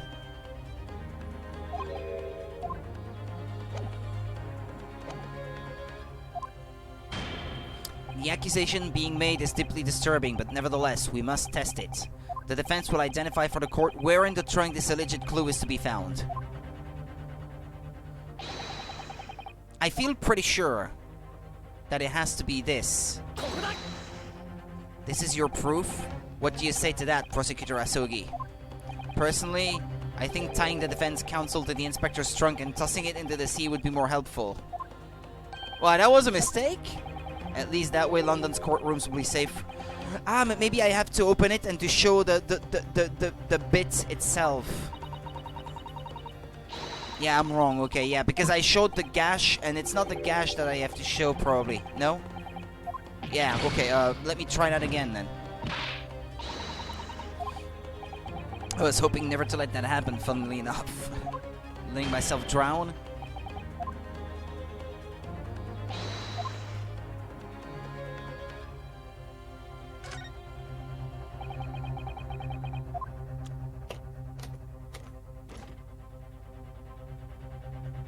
It's this bit. That's not the same as the one I showed before. I showed this, but I believe the game considers this to be different, no? Yeah, here the music stopped, so yeah, I wasn't exactly pointing at the little piece of metal. There's a small piece of metal lodged in the wall of the trunk here, like the tip of a blade. Eh? A blade? Kazuma, slung around your waist as ever today, is the esteemed blade Karuma. Of course it is. Won't you draw it here in this courtroom? For all to see? Exercise caution, my learned friend. That man is the son of London's most notorious killer. Bailiff! Watch Prosecutor Asogi like a hawk. That won't be necessary.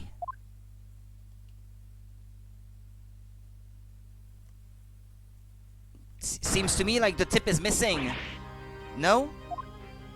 The tip is broken.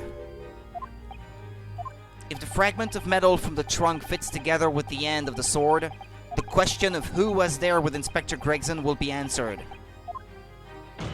Agreed, Kazuma Asogi. He was one of the people responsible for the... He's gonna ask me to prove the motive, perhaps? And that would be Clint's autopsy report. Because it says in it that, credit to Inspector Gregson for petitioning so doggedly for the autopsy procedure. Yeah. So he would probably consider him to be partially responsible for the death of his father. Along with Van Zieks, who prosecuted the case. Expertly done, Linosuke. That's a point to you and well deserved. Do you mean to tell the court, Prosecutor Asogi? Yes, on the 31st of October, I accompanied Inspector Gregson to Dunkirk in order to carry out a mission. So the additional person authorized to travel was me.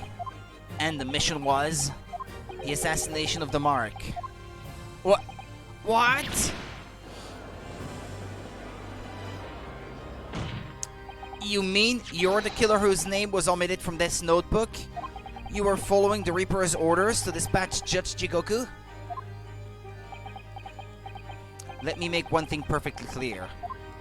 I have killed no one. Oops, excuse me.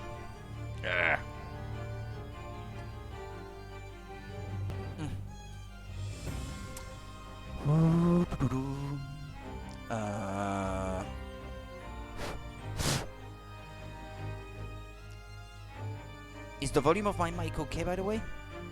Or is there something maybe wrong with it?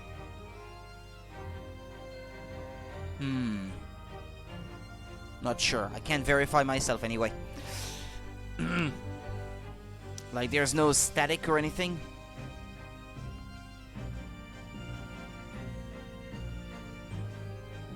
Explain. I accepted the assassination mission, yes, and I accompanied Gregson to Dunkirk. But I never had any intention of carrying out the plan. You were never going to do it? We can't believe Kazuma-sama, I'm sure. After all, Judge Jigoku arrived safely in London the following day. On the 31st, I boarded the train from London with Inspector Gregson. We traveled to Dover, from where we crossed the channel to Dunkirk. Then we boarded the SS Grouse and made for the cabin deck, as indicated in the plan. You went to Judge Jigoku's cabin? Exactly. He wasn't there, though. We decided to wait, but you've already told us you had no intention of going through with it anyway. I didn't come to Great Britain to take anyone's life, so I left Gregson and disembarked the ship. I spent that night at a boarding house in the town and returned to England the following morning. A boarding house in Dunkirk? My signature will be in the register book. It would be simple enough to verify. Then, what became of Jigoku? Gregson was no assassin, so the mark was spared. I'm sure it's easy enough to imagine what happened after that. You let him live! Gregson returned to England as well, having failed to complete the mission. He met with the Reaper in that room on Fresno Street to report the failure, causing the infuriated masterminds to pull the trigger and end his wretched agent's life.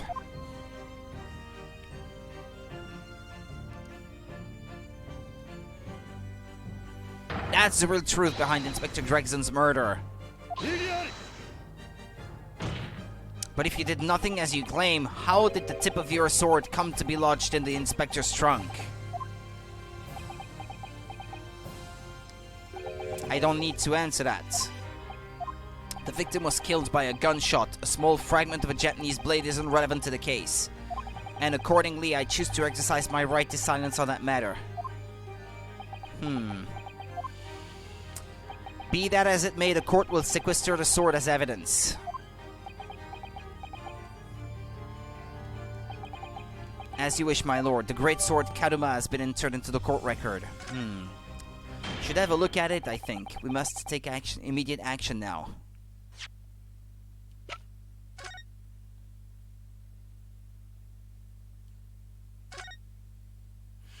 Kaduma, the great blade. It's such a thing of beauty, I want to gaze on it for hours.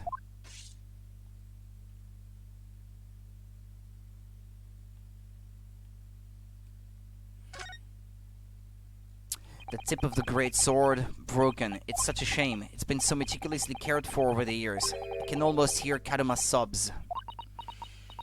Kaduma must have really taken a swing for that to happen. Is there really nothing else that I can examine about the sword?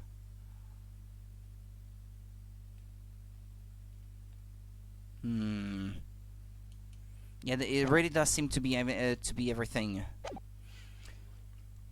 We must take immediate action now to verify whether Seiichiro Jigoku remains unarmed. What? Remains unarmed? I agree, that should be our first priority. It's recently come to my attention that he hasn't been seen since yesterday. How did you... When a foreign dignitary invited to Great Britain goes missing for 24 hours, it's only natural that the question of his safety should arise. You don't mean to say that you think Judge Jigoku may have been killed? The Reaper has more than one assassin at his disposal, and he has the power and influence to give orders from the inside of a prison cell. Isn't that right, Lord Van Zieks? If I were truly the Reaper, I'd be able to tell you. Order! Order in court! Order! We will take an emergency recess for 30 minutes. Now? Guests of the symposium have been told to maintain regular contact with the organizer's office. If the man can't be located within half an hour, we will have to assume the worst. Oh no, not Judge Jigoku!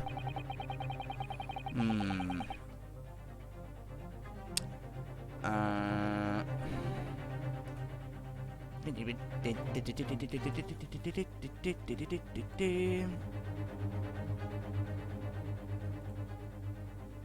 Hmm.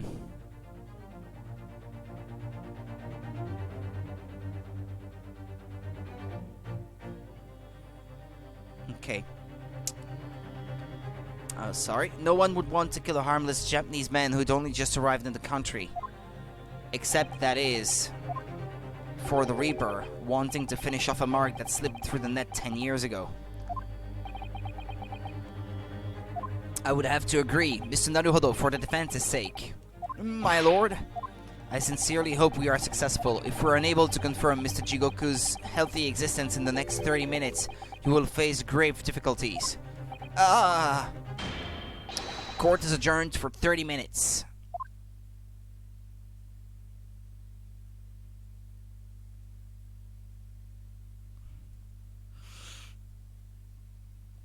Kazuma-sama, the Reaper's assassin.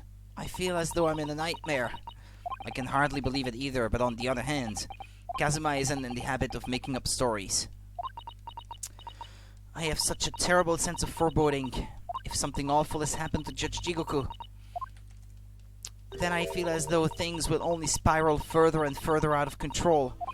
I felt it from the moment I stepped into the courthouse this morning. That strange sensation that we were careering towards a foregone conclusion. Well, in the worst case, we might only have 30 minutes left. Unfortunately, though, I don't think there's anything we can do but wait now. We're out of options. Actually, there may be one last hand we can play. Or rather, one last ear. Huh? Of course! The little Mr. Shom's doll that Iris gave us. I would have thought the most obvious thing, if you're looking for someone who's disappeared, is to use, Toby, the dog. If for some reason you completely run out of options in the trial today, then just pull this little Early's ears as hard as you possibly can. Watch it not do anything. Perhaps now is the time. What should I do? Pull Hurley's ears or not? What if I say no?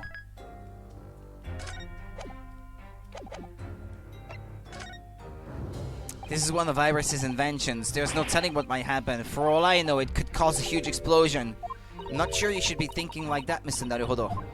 Compared to the trial ending immediately after this recess, a huge explosion might be preferable. I'm not sure you should be thinking like that, Mrs. Ato. But I suppose you're right. If there was ever a time for taking a risk, it's now. Here goes then. I'm going to do it. Okay, yeah, if you say no, he does it anyway. Good luck, Mr. Naruhodo. No looking back. Heave! Ow! That scream sounded like Mr. Sholmes. Mr. Sholmes, where are you? Here, my dear fellow, here. It's the felt doll talking. Pull the ears again, Mr. Naruhodo, as hard as you can. Alright then, I'll put all my strength into it. Heave! Ow! Please, my dear fellows, you don't need to pull my ear off. Oh, he's on board the ship? Mr. Sholmes, where are you? Myself and my trusty partner are presently in the first-class cabin area of the SS Grouse. The SS Grouse? She left Dover last night after the final pieces of cargo were loaded. We are currently docked at Dunkirk, but due to be underway again in half an hour. You've taken a ship to France? Please, even with my athletic prowess, I would struggle to jump the Straits of Dover. After we left Baker Street last night, we hurried by cab to the station and by train to the port. With Eugene Mikotoba? They left together indeed. In order to board this vessel in time. So, you mean, you'd already worked it out? That the steamship was where everything really took place? Mr. Naruhodo, pray. What's my motherfucking name? Herlock Sholmes, world-famous great detective. Recited to perfection, well done. You're a genius, Mr. Sholmes. That's the only word for it. Ow! Mrs. Sato, gently with this genius's ear, please. Oh my, I'm ever so sorry. if I may, Sholmes. Ah, there you are, Mikotoba. You may remember that it was in fact I who made the connection to the SS Grouse at Scotland Yard yesterday when we examined that notebook and I recalled my steamship ticket. But of course it was, my dear fellow. And not once did I controvert that fact. I merely had our court-bound companions utter my name. Yes, you did, didn't you? You've just entered a recess. The trial resumes in 30 minutes from now. And if we're unable to present any new leads, then I'm afraid to say... Do not fret, please. It's for precisely that purpose that my partner and I have made this journey. I have no doubt we shall have welcome news for you within the half hour. Thank you, Mr. Sholmes. That would be wonderful. Until later, then. Yes, you'll be hearing from us if you're not in touch first. Ow, ow, ow, ow, ow, ow. I shan't be hearing anything if you keep tugging my ear in that mindless fashion. Whatever was the idea behind making a receiver operated in that way in the first place, Sholmes? Why the deuce would I know? It's Cyrus's invention, not mine.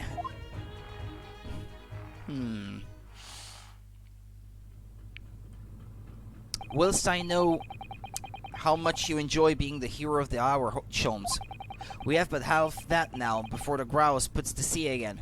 If we don't conclude our investigations rapidly, we shall find ourselves in Naples before long. There are times, Mikotoba, when you make a surprising amount of sense. So, let us begin. First class cabin number 2. Yes, this is the one. But I don't believe an investigation of the cabin is going to be plain sailing. That crewman standing in front of the door is an angry-looking fellow.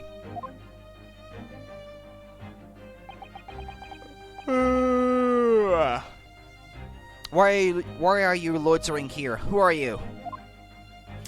My dear fellow, do you not recognize a world-famous great detective when you see one? The question really ought to be, who are you? Sholmes? Why does he have this name written on his arm? Do you not recognize world-traveling great sailor Chicken Stroganoff when you see? Great detective, ha! I don't think so.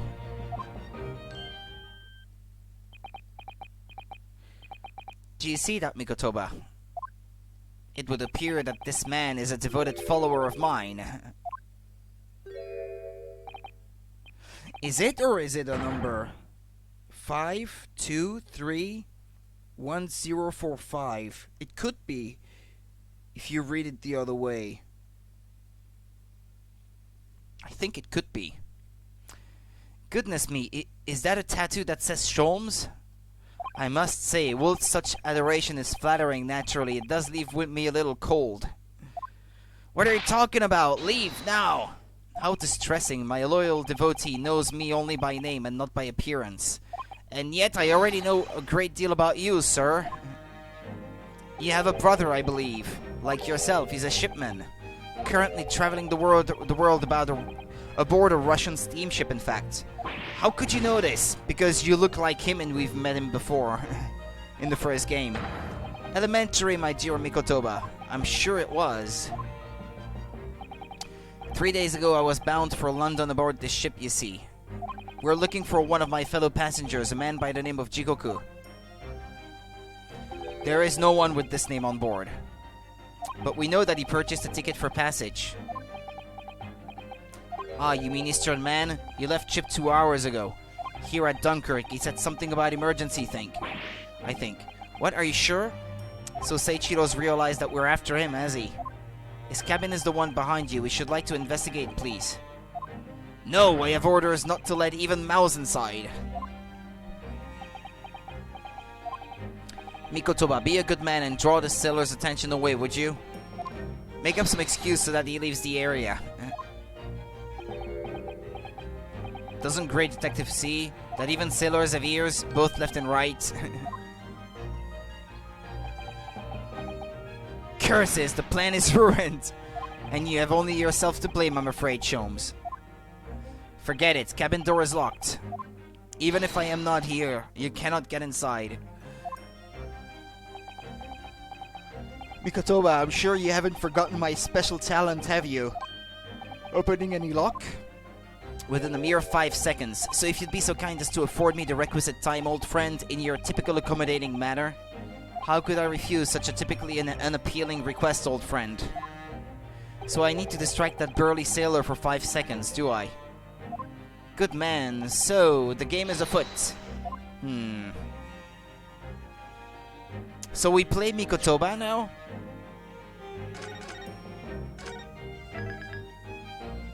Investigation Part 1. SS Grouse Passageway.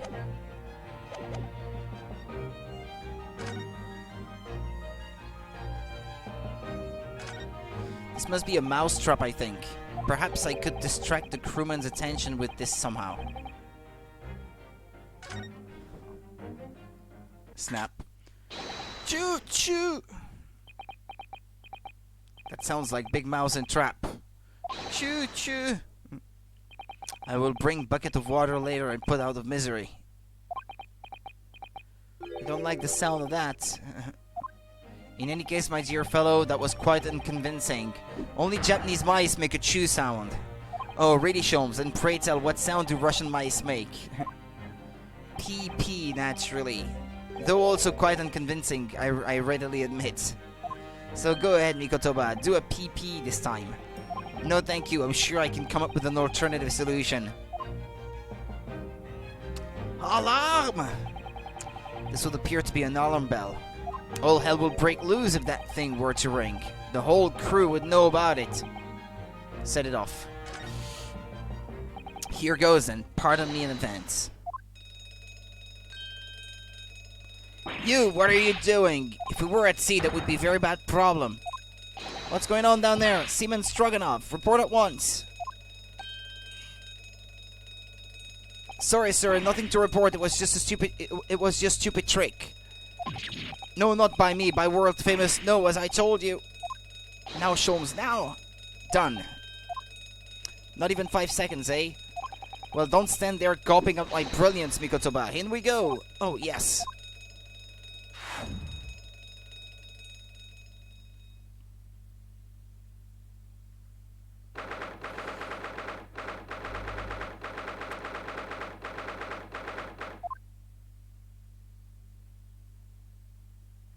Yeah, I see the trunk there is kept closed by a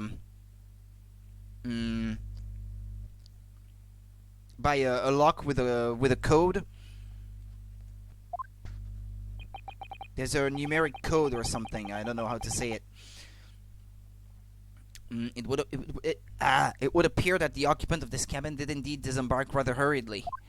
I bet he's inside, and the code is what was written on his arm. But now I've forgotten the code, though. It was, if I write Sholmes down on a piece of paper or something, and then look at it the other way, it was 5, 2, and what else again? Oh boy. I should have a pen somewhere. There's one. Okay,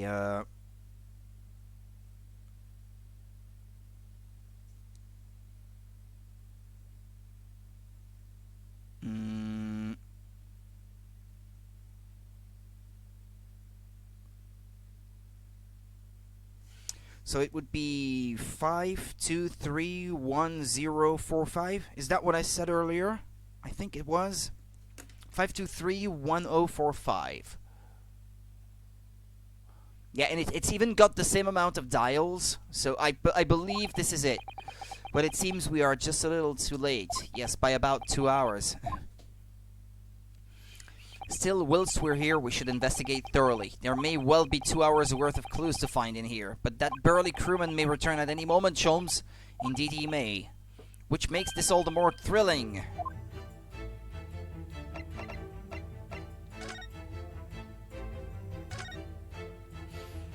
That's a very sizable trunk indeed. Seiichiro is partial to all things large, and a rather clumsy fellow if he failed to notice he'd left that behind. Perhaps he left it on purpose. It's lighter than you might think, but still a hindrance to a speedy escape.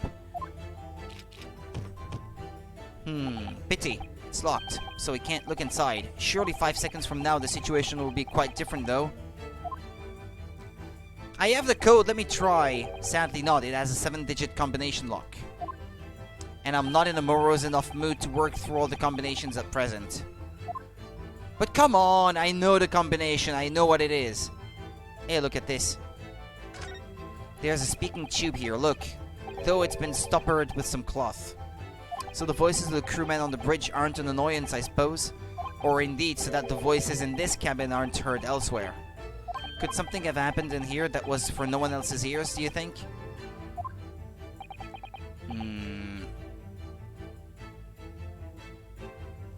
Either that, or it could be to prevent snakes from entering.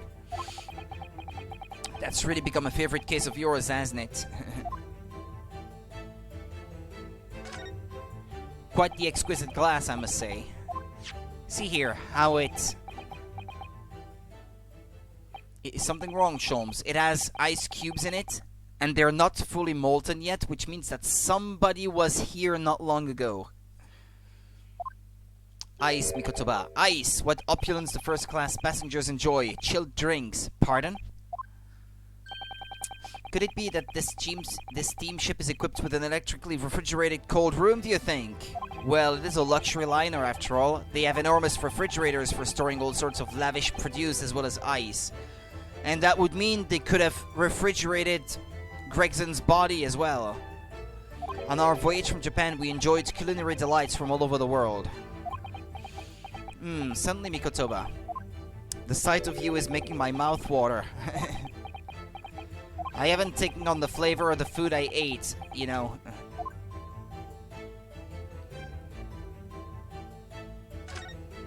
Plenty of reading material to keep passengers occupied on the long sea voyages. I found the mixture of classic literature and easy reading to be most satisfactory, I must say. Whoever stocked this bookcase was a hopeless heretic.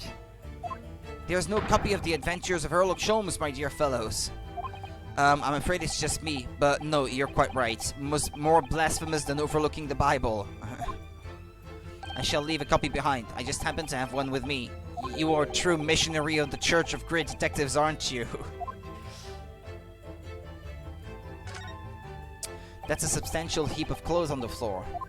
An overcoat, shirts, a dressing gown, momohiki work trousers, a tanzen robe, a haramaki waistband. Clearly the clothing of a Japanese man. And clearly Japanese men are unaccustomed to the culture of the wardrobe. It looks to me as if they've been thrown in a heap like that in something of a hurry. Indeed, you could help yourself to a Japanese man's shirt, perhaps.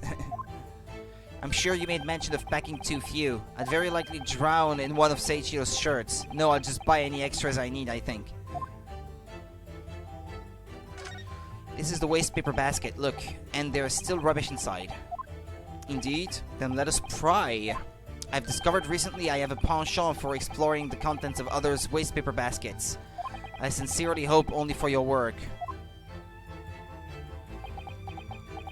Ah. Here we have a notice issued to passengers from 3 days ago. 3 days ago? The night before we arrived in London then. When I was still aboard myself. Evacuation drill notice. Following departure from... Ah, crap. Couldn't read it. Ah, yes, there was an evacuation drill. I remember now. And since I have no court record, I can't have another look at it. For our safety and security, all first-class passengers were constantly under the watchful eye of the crew. So it was a welcome relief to have some privacy for once. The evacuation drill itinerary has been entered into the court record. Okay. But I can't look at it, though. So that doesn't help me much. According to the report I was given, Naruhodo was concealing himself in Asogi's wardrobe. Indeed he was, and it was a similar size to this one. Ah, you must climb inside yourself, my dear fellow. What? Whatever for? It was the site of my first fateful meeting with Mr. Naruhodo. You can experience the moment for yourself now, complete with my dramatic rhetoric. Come along now, in you go. This will only take a moment. Really, Sholmes, surely you can just tell me what you said. Well, I uttered some brilliant remark and opened the wardrobe to reveal the stowaway murderer. I think I'll just read about it in the Adventures of Sherlock Holmes.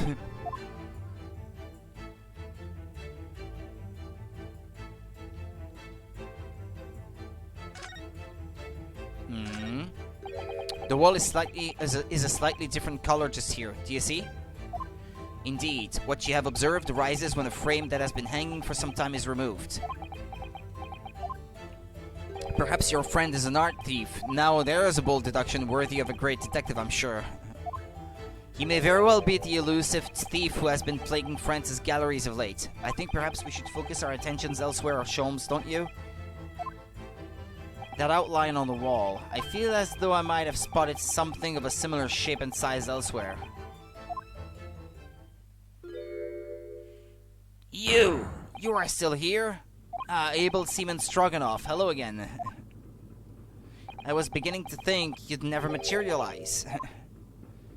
You are waiting for me? Of course, I was expecting you to burst in with a hearty Russian profanities far sooner. I was in trouble with Captain because of trick you played before. Poor innocent chicken. It is all your fault. Ship is leaving port soon. Get off, now! Of course, we shall disembark presently, my dear fellow. But first, there is something that must be done. What are you talking about? Why, naturally, the debunking of your deceit and the bearing of the truth. Kakoi! I'm afraid I see through your lies. I can see through the lies of the Jedi. For one thing, Mr. Jigoku has not yet left this vessel at all. And for another, my dear Seaman Stroganoff, you know exactly where the man is, even as we speak, don't you? I feel a great deduction is coming. How can you? Good gracious, Sholmes, you mean you've worked it out, all of it? It's really been too long, hasn't it, old friend? 10 years, no less. So, would you care to join me for a dance of my inimitable logic and reasoning? Nothing would please me more. What is this? We have but minutes until the vessel puts to sea. No games now. Time is of the essence. Mr. Stroganoff, allow me to remind you of your earlier claim. You told us that Jigoku left the ship some 2 hours ago. That is what I said. Sadly, that was a rather clumsy lie. You see, there is something in this room that quite clearly contradicts it. What? Yes, of course. I see you've noted it too, Mikotoba. Then please, do take the lead. What in this cabin shows the impossibility of Jigoku having disembarked 2 hours ago? Let's see what the last 3 years have done to your observational skills then, Mikotoba. It's been 10 years since we last did this, Sholmes, not 3. Why, of course it has, quite. Now, all the clues are here in this cabin for your eyes to see. But as I always say, you must not merely look, but observe. Observe, and the answer becomes clear.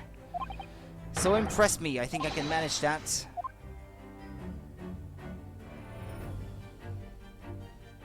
No? Is it not the trunk? No, okay. Mikotoba, no games now were my words, were they not? Okay.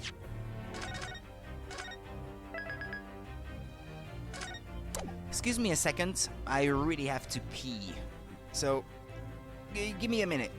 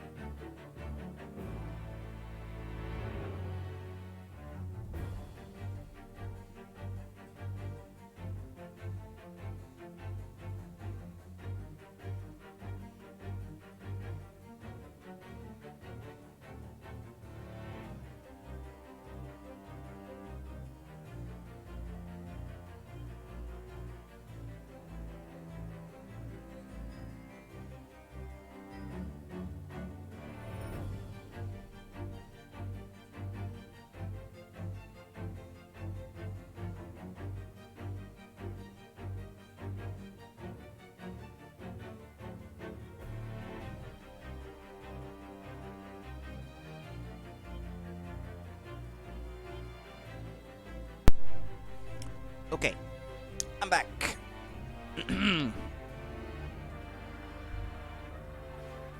No games now were my words, were they not? Come, Sholmes, where's the fun in life without a little fooling around, Quite right you are. That was a close shave. I'd better rethink that before I'm the fool here.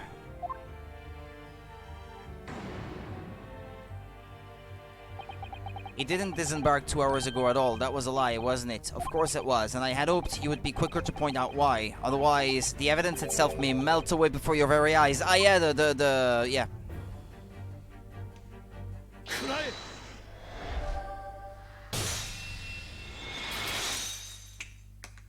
Wait, what? What's he doing?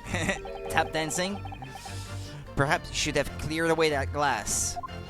How curious that the ice shouldn't have melted despite being abandoned 2 hours ago. Ah! It would appear that the man was here in this very cabin until moments before our arrival. With this well-chilled glass in hand. Get your mind off the refreshments, Sholmes. One might even conclude that somebody informed him of our boarding. Wouldn't you agree, Mr. Stroganoff? But why would Seiichiro run from us? Before we consider that question, allow me to confirm one small matter. Would I be correct in saying that these first-class cabins of the SS Grouse are the same ones in which you and Mr. Jigoku were accommodated on your voyage from Japan? Ah, that's right, they are. I was in the cabin next door and Seiichiro was, yes, 50 days in this very cabin during our voyage, as I suspected, for you see... There are traces in this cabin of a dark secret that Mr. Jigoku had to hide. What traces? I know nothing about this, and this is news to you, is it, Mr. Stroganoff? Sholmes, what exactly are you getting at? As I said, there are traces in this cabin of some nefarious activity. Something that appears out of place, which I'm quite sure you won't have escaped your notice. What, the mark on the wall? Of the frame having been moved? Something out of place? That's the key to this, Mikotoba. The remnants of the dark deed that took place in here being masked by something quite incongruous. I must say I didn't foresee ever doing this dance of deduction with you again, Mikotoba.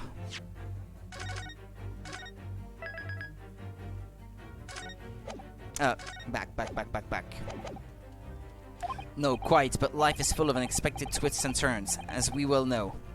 Now then, let's see if I can't uncover the truth here. Yes, you have the floor, my dear fellow.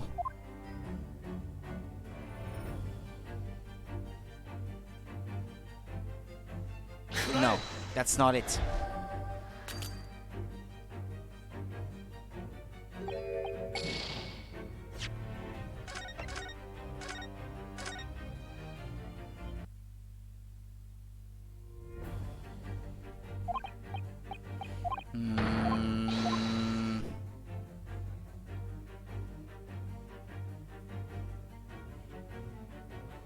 Did I get to look at the wardrobe or not? I can't recall. Or this?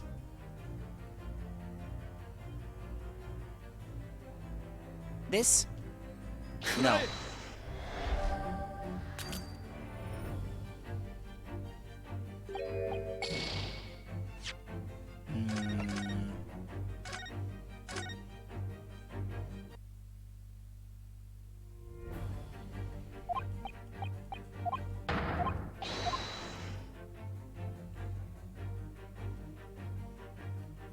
Okay, I can't look up. The cabin door. Remnants of the dark deed that took place in here are being masked by something quite incongruous. What, this?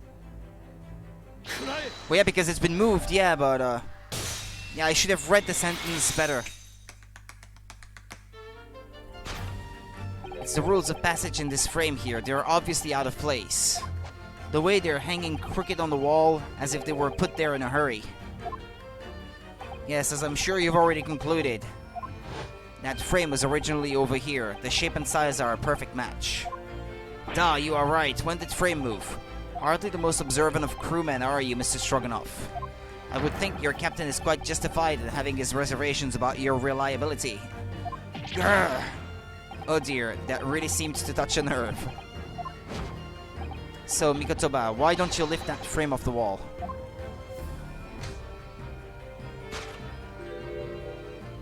That looks like a bullet hole. What? Who has been shooting walls? I see the projectile has been removed. Clearly the careful occupant of this room has already disposed of it. Now then, Mr. Stroganoff. Arr! I have the distinct impression that you're attempting to shield said occupant. I don't know what you are talking about. Why would I try to protect Eastern Stranger? Ah, so we're talking about the same man, I see. Good. Ah. I'm sure we can get to the bottom of this in no time, aren't you? Because there's some very noteworthy evidence that explains the reason why you're lying for the man. Yes, you've been told to keep up this pretense, as clearly shown by... I really don't know how to approach this one, Sholmes. Ah, my dear Mikotoba, simply keep first principles in mind. Study your subject from every angle, and I'm quite sure that you'll see it. In fact, I'd put a wager on it. So I'm to glare at the fellow from all sides? Well, I can certainly do that. You've been told to keep up this pretense as clearly shown by...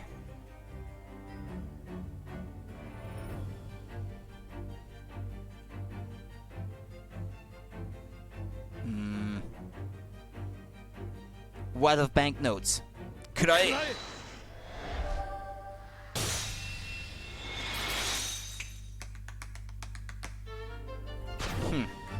It's almost too obvious for words. What? Quite. The universal language of the world. Money.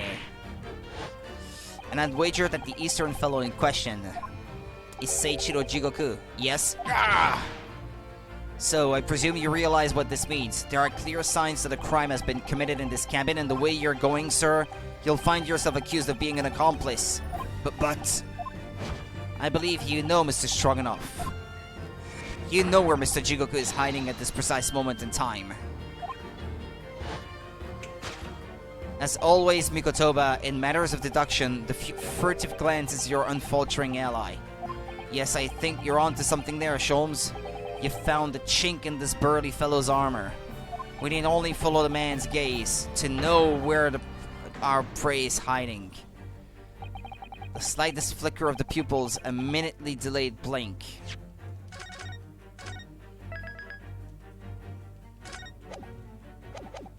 Nothing escapes my attention, even that which is barely perceptible. You could hardly call this barely perceptible, Sholmes. The man's turned his entire head. It's not exactly what you'd describe as a furtive glance, is it? It's almost too obvious. We shall let your tapping toes decide, my dear fellow.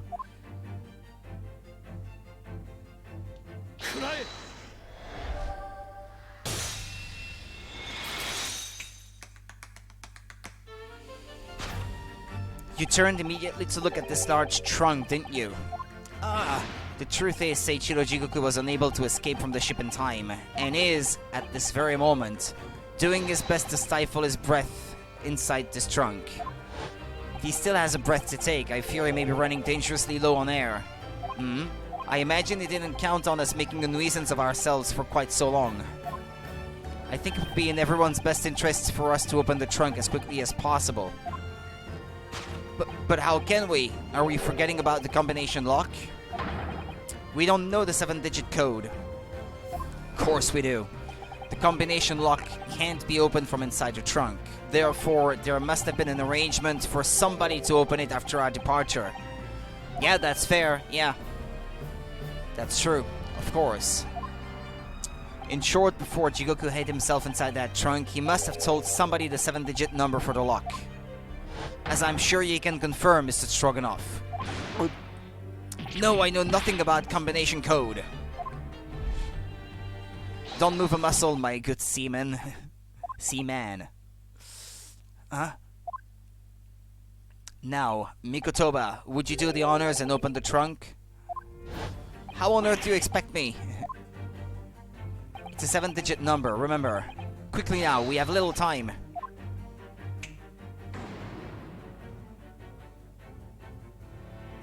I have it right in front of me.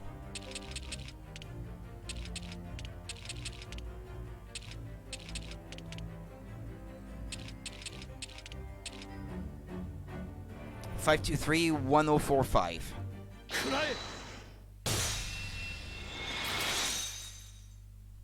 Click. That did it. It's open. You had to meddle, didn't you? Hi there. Well, Eugene, you found me now. Seiichiro.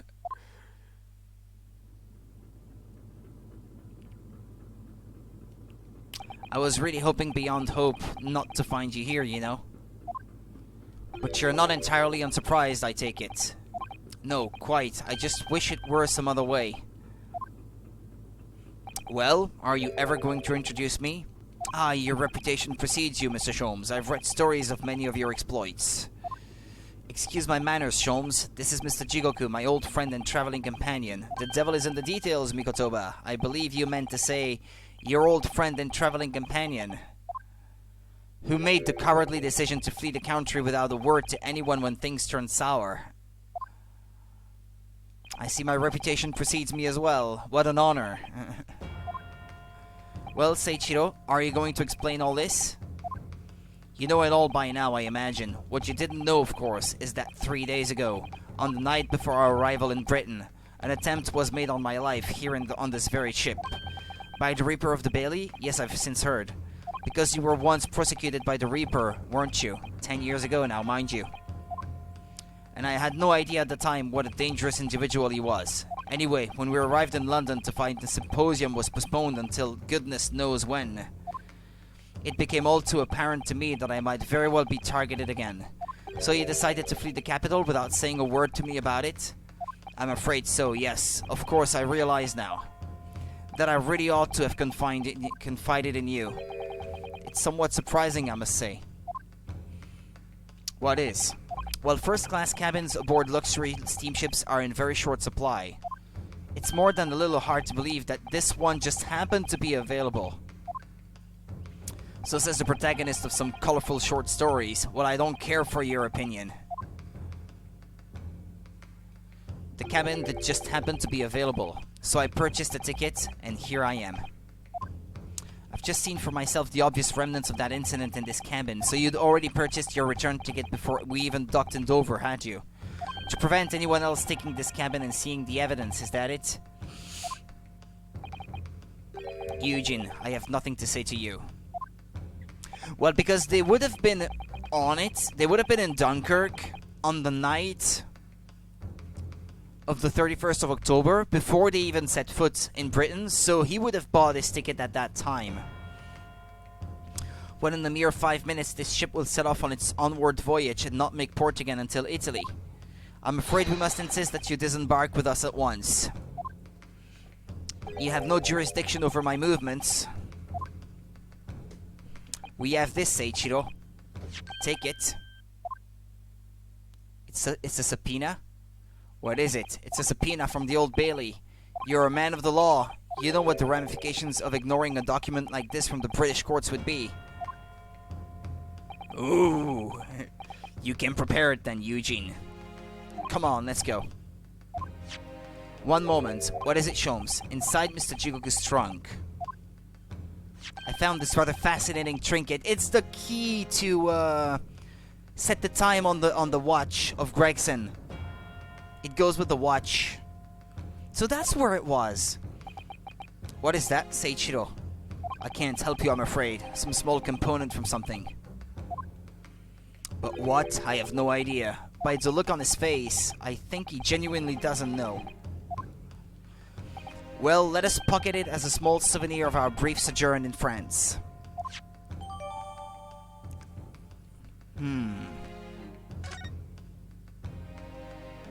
Well, young Naruhodo, I think we've done as much as we can, I'm afraid. The rest will be on the shoulders of you and your assistant.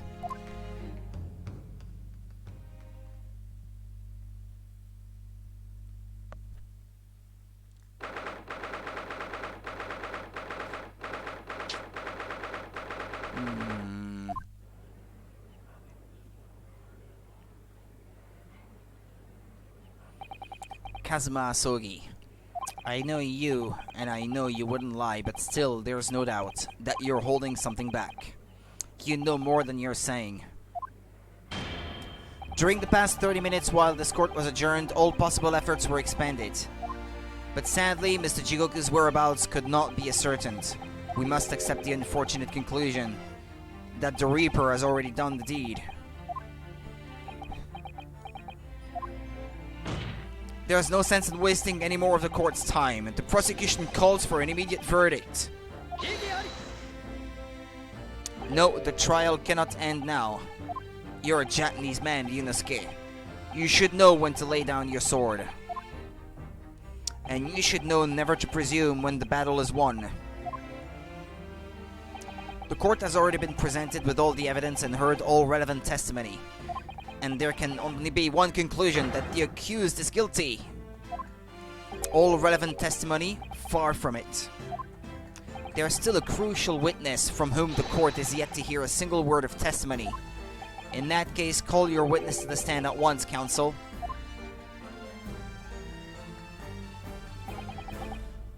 Yes, my lord. Tomorrow, if possible.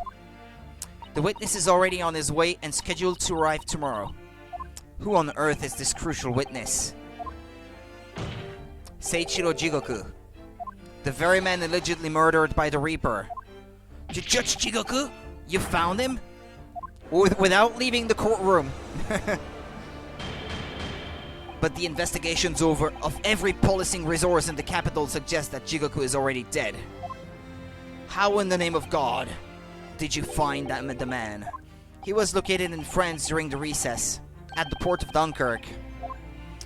Thanks to one of Mr. Herlock Sholmes' famous deductions. Herlock Sholmes. Inspector Gregson almost certainly met with Mr. Jigoku on the night of his death, because along with Prosecutor Asogi, Gregson was on a mission to assassinate the man. Which means that Seiichiro Jigoku is the sole witness who can clarify exactly what happened aboard the SS Grouse on the 31st of October.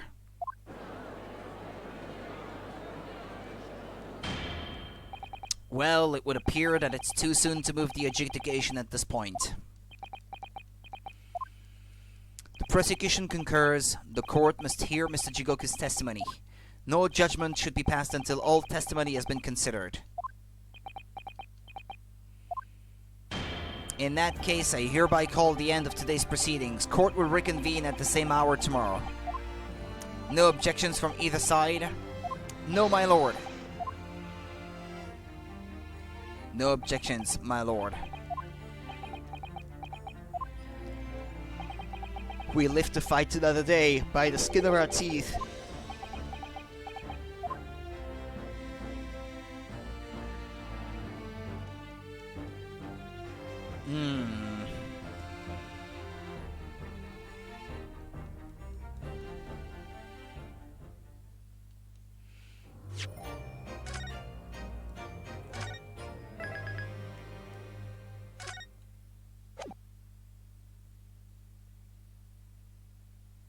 The unexpected halt of proceedings sent a clamor around the courtroom, but outside the Bailey, where Londoners knew nothing of the secret trial within, it was a typical still night. Then, at a little past 8 o'clock that evening, Mr. Sholmes and his partner returned to Baker Street. 3rd of November, 8:07 p.m. Or turkey dinner. We have returned, my dear fellows. Welcome back to Britain, and thank you for your timely help. Think nothing of it. I believe you've had an even more wearing day than Mikotoba and I, no? You could say that. We were on the brink of defeat in court earlier. So this prosecutor, Asogi, had you on the ropes, did he? And he's your best friend, you say? Well, he's not really the man I knew in Japan anymore. Kazuma's changed. Oh, Mr. Naruhodo. I mean, it's incredible to think that he'd even entertained the idea of acting as the Reaper's assassin. Well, nevertheless, you must introduce me. After all, I've only ever met the young man as a corpse. When all this started, almost a year ago now. Mr. Sholmes still hasn't told us the truth about what really happened back then. About the motivation for what he himself described as a great detective's lie. Now then, I must say, it's really quite a journey all the way to France. Well, it is another country, Mr. Sholmes. So, what news of Judge Jigoku?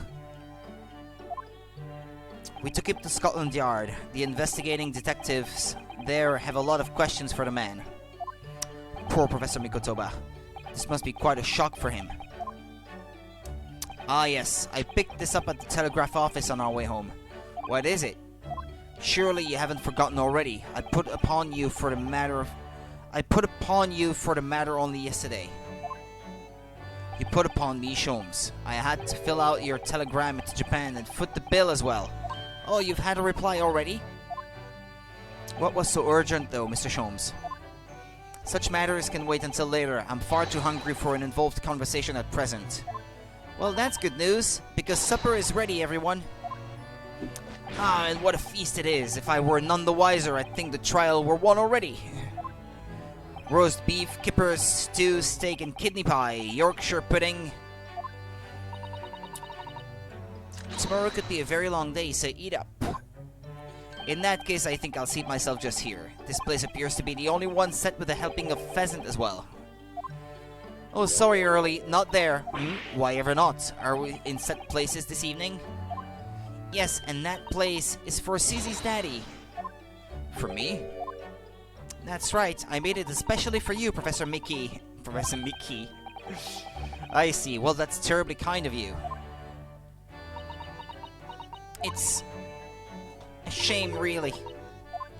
What do you mean? Well, for a brief moment I believed it. That Susie and I were half-sisters, I mean. Oh! Oops, awkward. Iris, do you mean... Yes, I know now. I overheard yesterday. I secretly listened in on the conversation you had. After I tricked you all into thinking I'd left. So... Is she not the half-sister then? What makes her think that she isn't? The misunderstanding arose because of that autopsy report from 10 years ago. But actually, it turned out that neither Dr. Wilson nor Professor Mikotoba are Iris's father. And why not the latter, though? Yes, about that, Iris. You know, I know, you can't tell me at the moment. Oh, Iris. The pheasant is by way of an apology. I'm sorry for eavesdropping. Oh, no, that's quite alright. Then why don't I get any apologetic pheasant?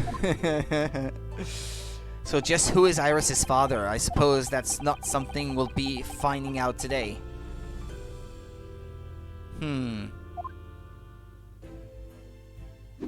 So then let us dine, while our largely pheasantless plates are still piping hot. A fine idea, Sholmes. It all looks absolutely delicious. Eat as much as you like, there are always seconds. This could be our last chance to ask questions before tomorrow's trial, about that telegram from Japan, and about Kazuma. I can't let this opportunity slip away.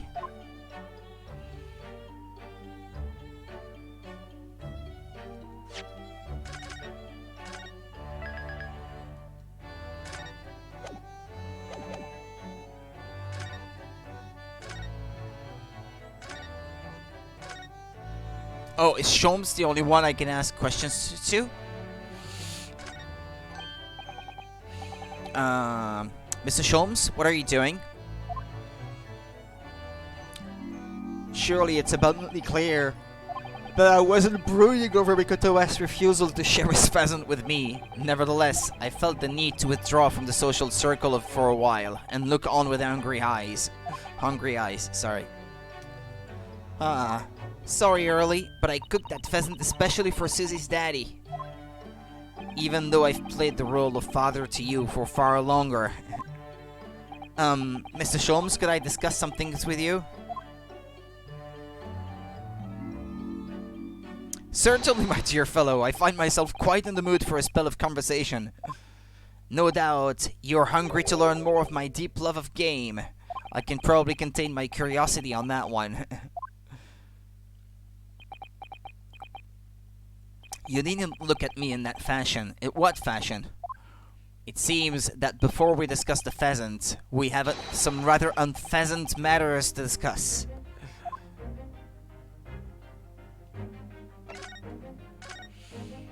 So, what was in the telegram you received back from Japan then? Ah, this, I thank my lucky stars it arrived in time.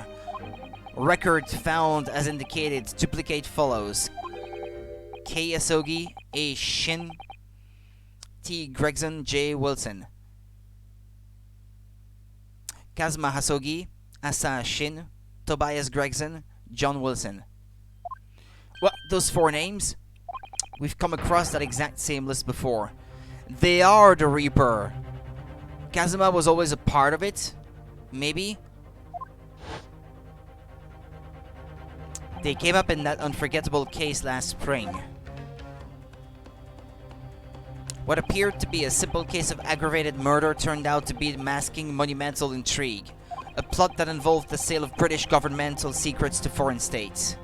In exposing the means by which those secrets were being leaked, we deciphered a fragment of a message. K. Asogi, A. Shin, T. Gregson, J. Wilson. But we didn't find the names out until the case was over, and we never did get to the bottom of what they meant. All we knew was that the information had been sent by somebody in the British government to somebody in Japan. So why are the names coming up again now? Yes, where did the sender of your telegram discover them, Mr. Sholmes? I have here the message I had wired yesterday. Allow me to read it to you. Enter Judge Jigoku's office undetected and investigate telegram records. Expect to find communication from Britain dated 1 year ago. List of 4 names. Need by tomorrow. Naruhodo. I sent it to a detective I know who specializes in clandestine missions of this nature. You asked Inspector Osanaga to undertake such an onerous task for you? And in my name, I wonder what guise he opted for this time. My dear fellows, it was a matter of great urgency, you understand. Anyway, the list of names was found in Seichiro's office, as Sholmes predicted. So you mean that mysterious collection of names that was sent from Britain to Japan was... It was sent to Judge Jigoku. He was the intended recipient. I don't believe it. But that doesn't answer the question of what the list of names actually signifies. I did formulate a hypothesis about that. But without a shred of evidence, I couldn't possibly have shared it. Mr. Sholmes looks deadly serious for once. The telegram from Japan has been entered into the court record.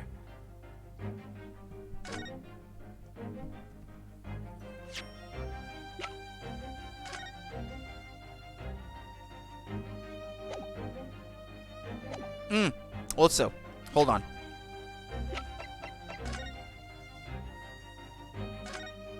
Can't find anything out of place. You see these little things all over the place, don't you? It's the part on the top of a pocket watch that you twist to set the time, isn't it?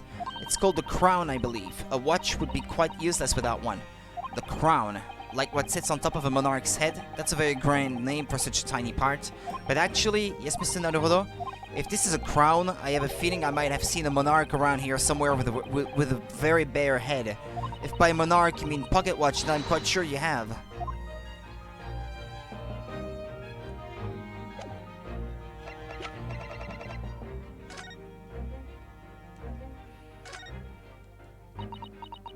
What do you think, Mr. Sato? I feel sure I know exactly what will fit here. Really? I was just thinking precisely the same thing. We're about to see that the little round component is actually part of Inspector Gregson's broken pocket watch. Really? I was just thinking precisely that too.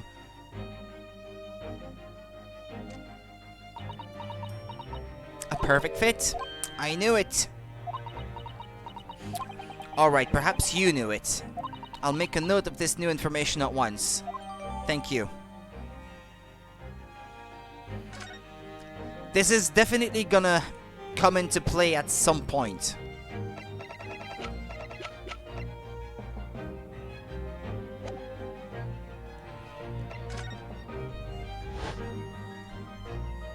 That tragedy we had to go through on the SS Buria, it was all for nothing. Kazuma wasn't dead at all.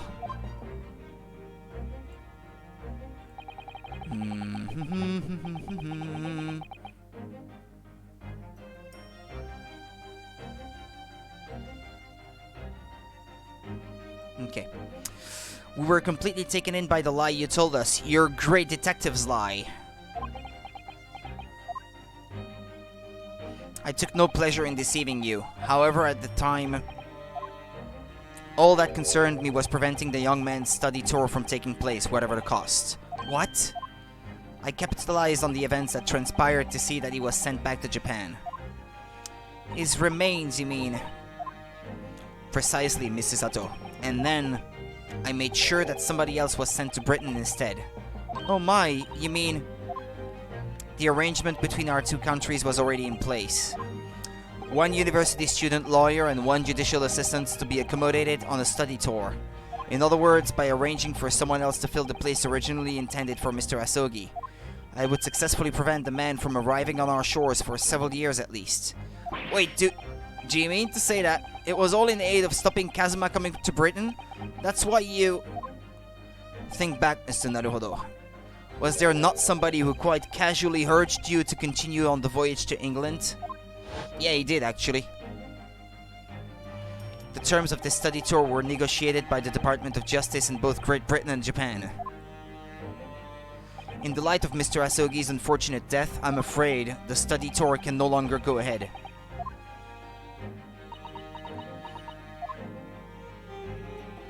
My dear fellows, the majority of problems have an extremely simple solution, you know? All you require is one lawyer and the study tour can continue, surely. But there is no one else with the necessary qualifications, Mr. Sholmes.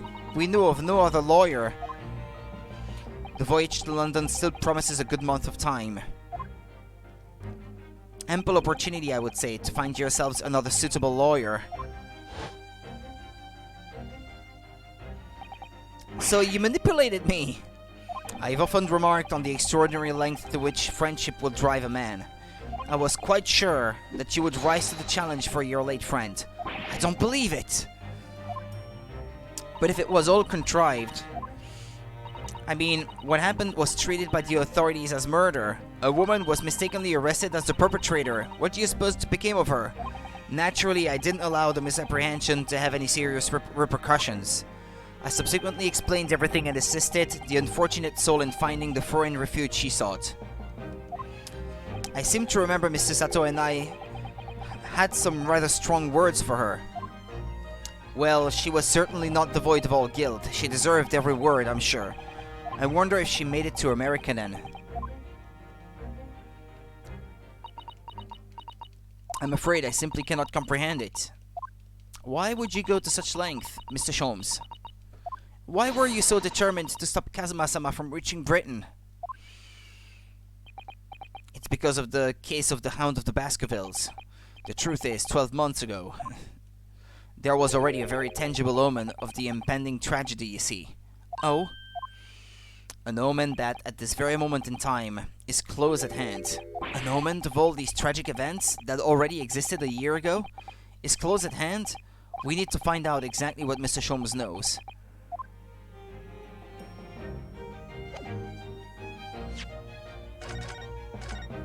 What is he talking about? An omen 1 year ago?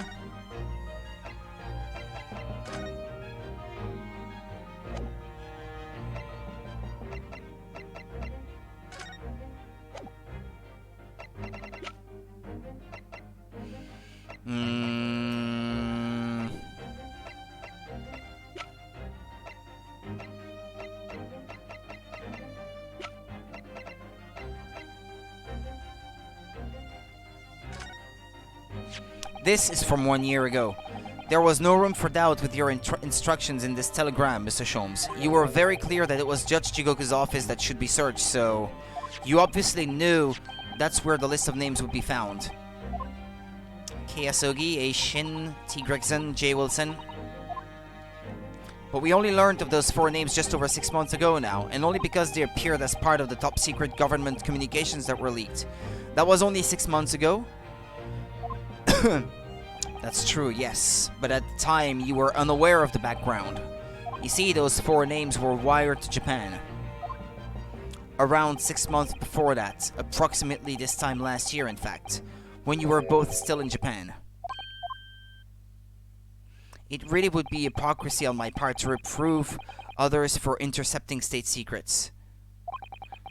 Because after all, yeah, true, the case, we found out about them 6 months before, but the discs that went with music reading machines or something like that contained the secrets of state, they date it from some time before that, still maybe 6 more months, because after all, I'm perpetually eavesdropping on communications between the British and Japanese governments. You're perpetually doing what? How? Never mind the details, but you should know. No secret is safe from Sherlock Sholmes, when he has designs on knowing it. Oh my, Mr. Sholmes, what a fabulous line. Now, 1 month after that list of 4 names was wired to the recipient Jigoku in Japan, Dr. John H. Wilson was murdered. As soon as I learned of the incident, a hypothesis rapidly took shape in my mind. As it turned out, I was partly correct, and partly mistaken. Nevertheless, it was the beginning of all the tragic events that were to follow. Mr. Sholmes, please, tell us all you know. Tell us about these 4 names and the tragedy to which they're all somehow connected.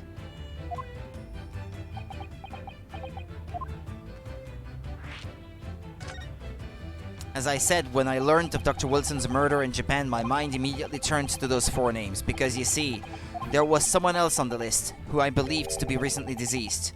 What? Who? Asa-shin. Yeah, as it was transcribed in Japanese script, in actual fact, Miss Asa-shin. That was a familiar name to me. She was a professional killer, well known among London's unsavory classes. Oh, I see. But she had completely vanished from existence several months before Wilson's murder. So I came to the logical conclusion that she had herself been killed. And accordingly, I became fearful for the lives of the remaining 2 persons on the list. Kazuma Asogi and T. Gregson? Owing to our proximity, I decided to take measures to protect Gregson myself, but I determined it would be safest if young Asogi were to stay away from Britain. So that's why you went to such lengths to prevent a study tour from going ahead. Exactly.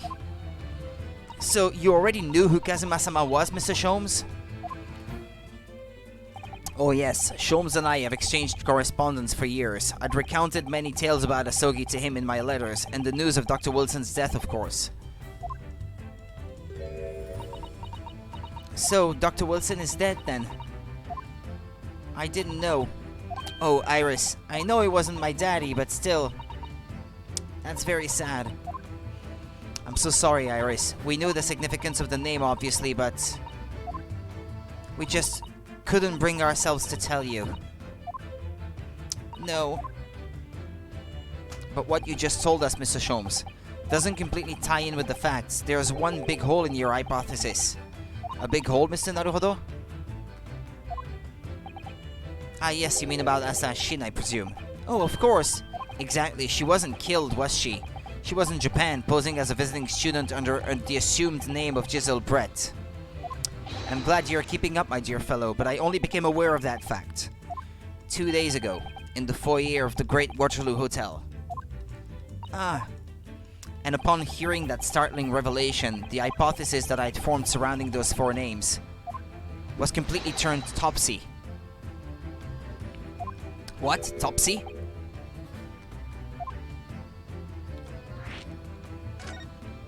What do you mean when you say your hypothesis was turned topsy, Mr. Sholmes? I had believed all 4 names on the list to be the names of victims, however, I was mistaken. Very much so, as Shin was a killer. So this telegram is a list of both victims and killers, is it? Indeed, and it would seem that Miss Shin was dispatched from Britain with the sole intention of dispatching Dr. Wilson, her visiting student status being merely a front. Ah. Which would of course explain why no motive could be determined for her actions. So the real reason Dr. Wilson was killed by Asa-shin is because he was the target of an assassination? And forearmed with that knowledge, fresh consideration of this telegram puts the list in a very different perspective. What do you mean? Well, does it not strike you there is another among the 4? who subsequently became a visiting student. Wait, you mean... But of course, a name you know only too well, Kazuma. Yeah. He did say in court earlier today. Yes, on the 31st of October, I accompanied Inspector Gregson to Dunkirk in order to carry out a mission. And the mission was the assassination of the Mark. Young Mr. Asogi accepted that mission a year ago now. Surely not. In conclusion, this document is a contract of sorts, an international agreement, one might say, detailing an assassin exchange. An assassin exchange? How could Kazuma possibly have got involved in something like that? Let's assume that we have two parties, each wishing to dispose of a distinct individual. Those two parties then make a contract to swap their respective assassination targets. That would then be an assassin exchange. And I bet the two parties making the exchange are Jigoku in Japan and Strongheart in Britain. Are you willing to bet that this is where this is going? I mean, who would have the authority? So to begin with, the British assassin is dispatched as a visiting student to Japan where she kills our target. And then the Japanese assassin is dispatched as a visiting student to Britain in order to eliminate his target. Yeah, because the autopsy report, I would know that was the one for Clint. That was signed by Wilson. It certainly does sound like an exchange. But what on earth is the point? Don't forget, Naruhodo, that the British assassin has at least escaped conviction, thanks to the diplomatic immunity afforded by consular jurisdiction. Oh yes, such jurisdiction should be null and void under the terms of the new treaty between our two countries, so the fact that it was brought into play suggests intervention at the very highest levels. The highest levels? These murders were two sides of the same coin, linked not by a common motive but by contractual agreement. As such, they appeared utterly unrelated, yet in truth, the assassins were complicit in one singular devilish scheme. That disassociation and the safeguard of diplomatic immunity were, I believe, the motivation behind this plot. But wait a minute, Mr. Sholmes. If this telegram really is describing the exchange of assassins as you're suggesting, it would mean that the Japanese killer's target was never Seiichiro Jigoku at all.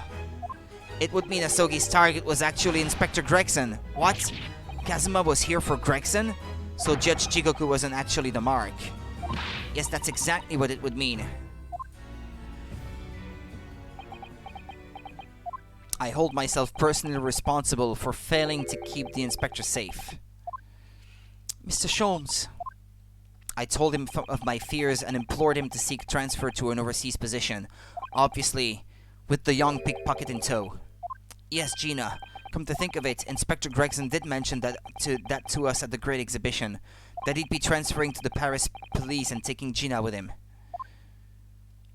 But without informing me, he engaged in one last assignment, it seems, and sadly, it turned out to be his very last.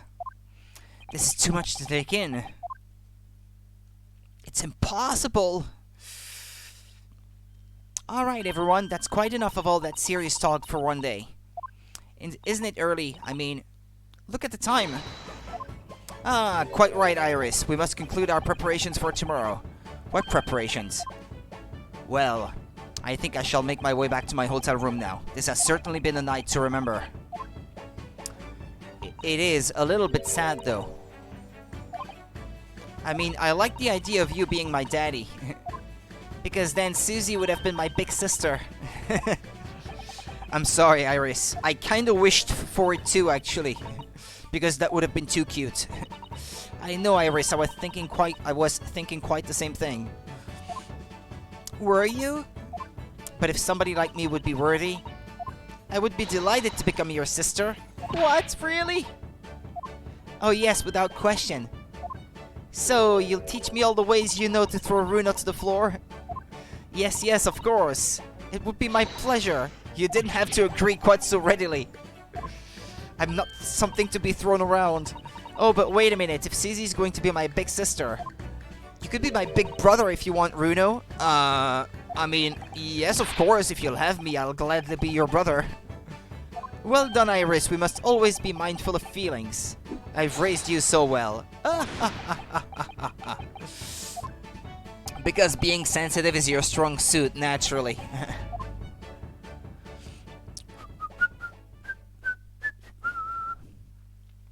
Right, I'm going to work extra hard for tomorrow now, because it's for my big brother and sister. What is all this talk about preparing for tomorrow? Preparing what? Hehe. You'll just have to wait and see. Oh, good luck in court tomorrow. I'm expecting a sterling performance. I'll do my very best, of course.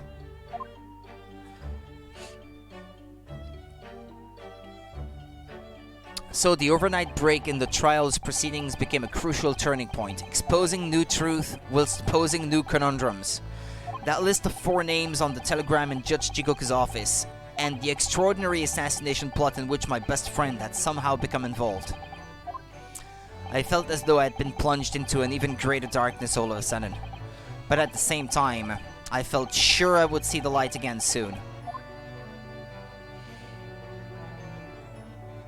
Because I was lucky enough to have the most wonderful family in the world standing steadfastly behind me.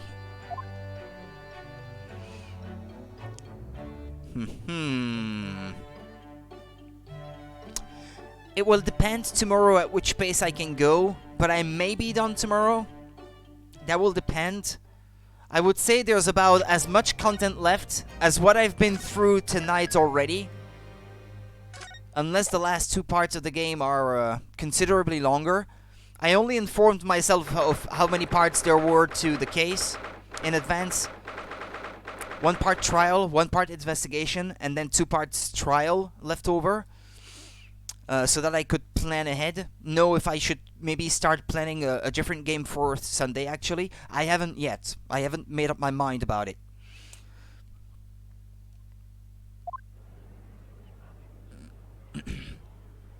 I want to play something else before playing another Mario-themed game after that. Because I'm between minds to replay maybe Luigi's Mansion 3 soon. Or playing Paper Mario Color Splash on the Wii U. So, I don't know. I need another game to fit before that. But I'm still not decided what that will be. Maybe...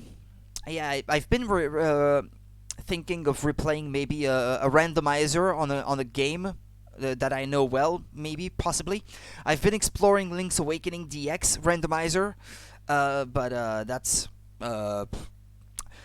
I generated 3 ROMs and started playing them, and I got stuck in all 3 of them. So I think their randomizer is not quite up to... It's not good enough yet. I mean, if it can only generate stuff that you cannot finish, that's a problem for me. I will consider maybe generating something, playing a different game with randomizer. I still have to think about it. I'll think about it tonight and tomorrow night, possibly. Before we begin today, I have a brief announcement. As with the closed trial 10 years ago, some astonishing facts have come to light in these proceedings. The revelation that the well-known Reaper is actually an organization illegally executing its own brand of justice, and the discovery that a respected yard inspector was at its heart until he himself perished in an assassination plot. Well, I say to all members of the judiciary here present on this occasion that we will stop at nothing to uncover the whole truth behind these disturbing findings. Counsels, you will undertake this trial with the resolve to pursue the truth to the bitter end. Resolve, yes, that's my intention. My lord, if I may inquire, the defendant may speak. On what grounds is Kazuma Asogi permitted to continue in his role as prosecutor? He has admitted to colluding with the victim in the plot to assassinate an innocent man. You shouldn't be enjoying the privilege of freedom, let alone be leading the prosecution. I submitted a written petition to Lord Strongheart, requesting that judgment of my transgressions be delayed by 1 day. You did what? In today's proceedings, I intend to expose everything. My whole life for the last 10 years has all been leading up to this 1 day. Kazuma, whatever the outcome of this trial, I give my word that I will accept whatever punishment is deemed appropriate, however severe. And I suggest you prepare yourself for the same, Reaper. Kazuma is bristling with hostility today. I get the distinct impression we're heading into a very dangerous territory. Is that really even Kazuma-sama standing before us? As an extreme exception to normal practices, I have granted this prosecutor's request. The defense finds this acceptable, I presume? Doesn't matter what I say, I guess. Yes, my lord. In that case, in the name of Her Majesty the Queen, I hereby declare this court to be in session again. We resume the closed hearing of Baruch Van Zieks. The defense is ready, my lord. The prosecution is more than ready. Very well then, this preamble has taken long enough. Prosecutor Asogi, begin. As you wish, my lord. The prosecution calls the first witness to the stand. Bring Seiichiro Jigoku into the courtroom. At last then, we've reached the final battle. He's putting literally everything on the line now in order to get to the truth. Come on, Ryunosuke. It's time for that steely resolve because this is going to test it to the limit. The telegram with the 4 names will probably come into play with him at some point, given that it was wired to him. Witness, state your name and occupation for the court. Ha. So it was you who issued this, was it? Your subpoena? I did what was necessary. Ha ha ha ha ha. Well, look what the young man has become. I didn't think I'd see the day when you'd take that tone with me, I must say. The witness will ensure his responses are pertinent to the question asked. My name is Seiichiro Jigoku, a Supreme Court judge from the Empire of Japan. 16 years ago, this man came to London as a visiting student. 6 years later, he returned to Japan. As well as presiding over the Supreme Court, he is also currently Japan's Minister of Foreign Affairs. I am of course fully aware of Mr. Jigoku and his preeminent roles. I invited him personally to the International Forensic Science Symposium as a representative of his country. I hear he also played a key role in the conclusion of the Anglo-Japanese Treaty of Friendship and Navigation. It was a great honor to be involved in the negotiations. I put my all into that treaty. Judge Jigoku, I must ask. Well, I never fancied a young murdering student turning up here of all places. You acquitted me yourself, and now I'm a practicing defense lawyer. Yes, and full of self-importance like your friend across the courtroom, I see. You came here to London by invitation to the International Forensic Science Symposium, but then without informing anyone of your plans, you took flight to France. Took flight? I'd have to object to that turn of phrase. Then explain yourself. What exactly were the circumstances? Well, I was somewhat expecting this, and I'm sorry to say, I decline to comment. What? Can he do that? Leaving the country prematurely when I was an invited guest may be questionable etiquette, but my decision is unrelated to this case. I can't be bound to testify. Unrelated, you say? I appreciate that a respected police inspector has been killed, for which I offer my condolences. However, being an alien, I'd obviously never met the man, nor do I know the first thing about him.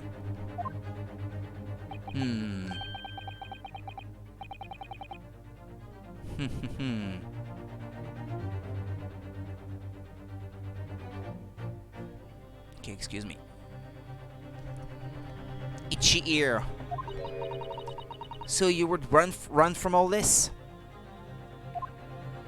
I beg your pardon?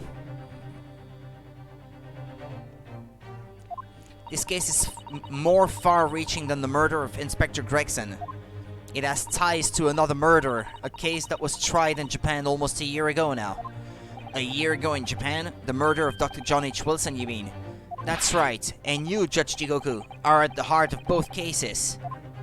The defense has evidence to prove it. Well, Yunosuke, I see from the look in your eyes that you're resolved to carry this through to the very end, too.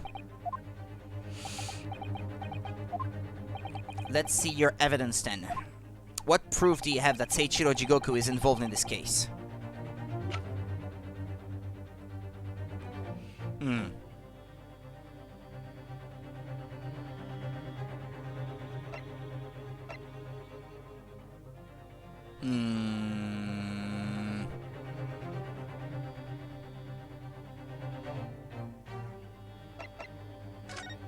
What else can it be? This is a telegram detailing a communication sent between Britain and Japan approximately 1 year ago. The communication contained 4 names: Kei Asogi, A. Shin, T. Gregson, and J. Wilson. You little... Where did you get that? In Tokyo. From your office, Judge Jigoku. What? How on earth did you... What's this all about? Why is my name on that list? This list of 4 names follows a certain pattern. T. Gregson and J. Wilson are the names of victims.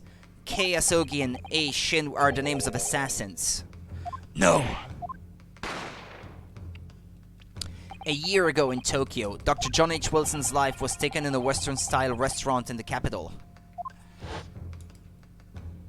The culprit was found to be a visiting student who went by the name of Giselle Brett, but her real name was Asa Shin, a professional killer sent on a mission to kill from Great Britain.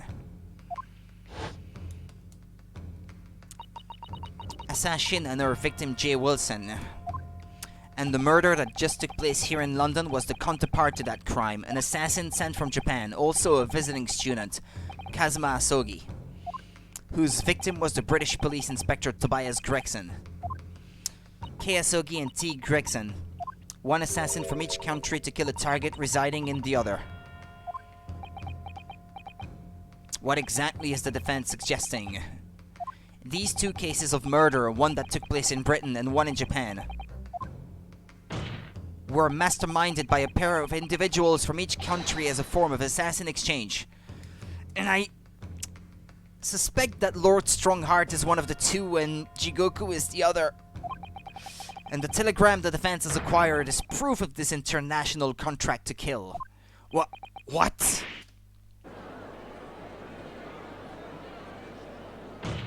The telegram was found in your office, Judge Jigoku. In other words, the mastermind in Japan was you. But then, being that the one judging the affair is Lord Strongheart, if it is indeed him, the mastermind in Great Britain, how can I get through this? But then again, the members of the British judiciary are in the gallery, so that I guess they could object to him being the judge at all. We could get the other judge to come back, maybe? Judge Jigoku, what's this all about? And you, Kazuma, you lied. During yesterday's proceedings, you acknowledged that you had accepted the assassination mission, but the mark wasn't Judge Jigoku at all.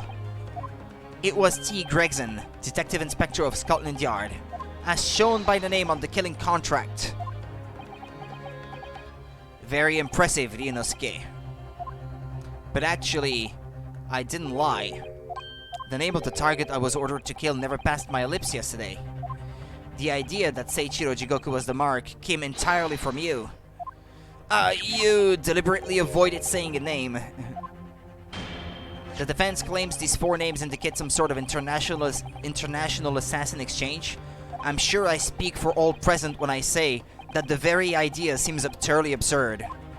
Well, Mr. Jigoku, what do you have to say for yourself? His silence only goes to prove his guilt. There's another very important point that this new development brings to light. There's now a distinct possibility that the scene of Inspector Gregson is actual murder. Wasn't the witness's cabin aboard the SS Grouse? Judge Jigoku, you have to testify now. To refuse would put you in contempt of court. There is no need for quite such a vicious stare, young man. Very well then, as a parting gift to you all, I'll tell you everything I know. It seems this Japanese gentleman has information that the court must hear about the alleged assassin exchange and the events of the night of the 31st of October. Present your formal testimony now. As you wish, my lord.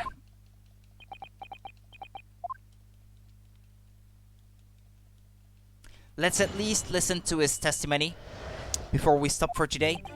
It's true that Kazuma Asogi was assigned the assassination mission 1 year ago now.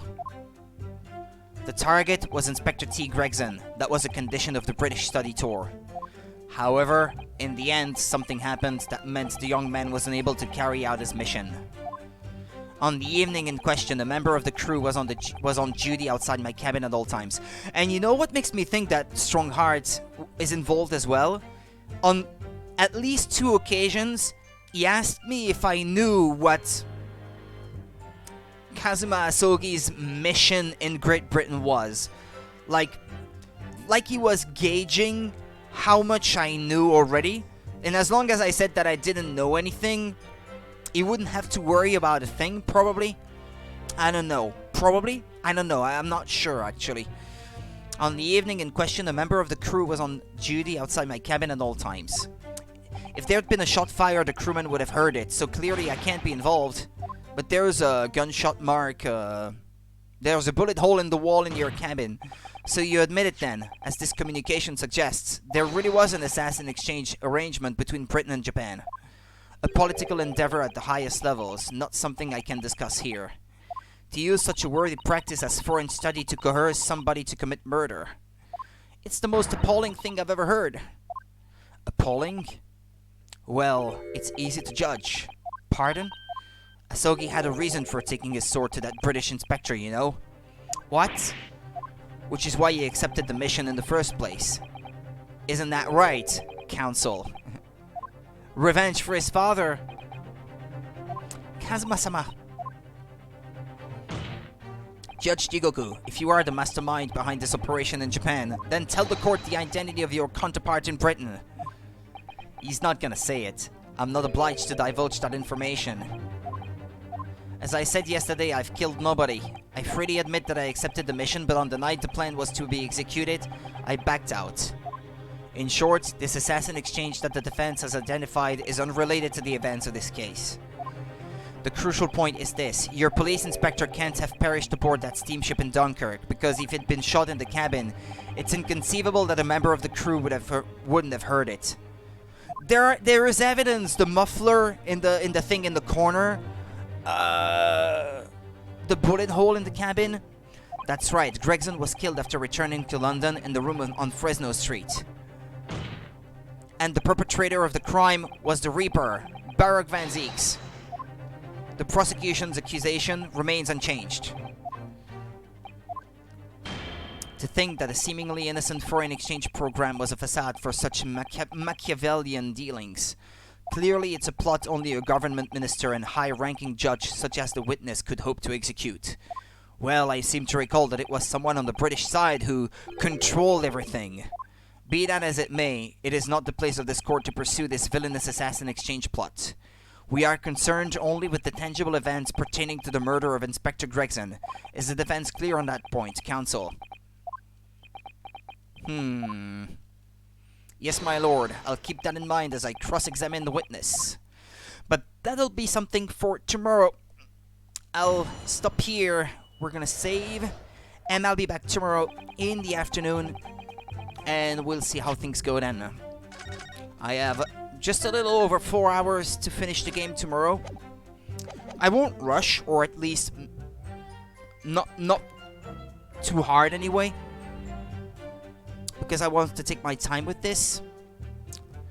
we'll see anyway. I have the whole weekend to finish this. So thanks for watching.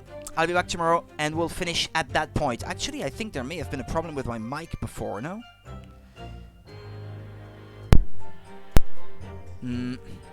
Hello? Hello? Tests? Yeah. I think there was a problem at some point. No? Well, whatever. It seems to be gone now. Thank you for watching then, and I'll be back tomorrow. Take it easy, people, and see you next time. Bye-bye.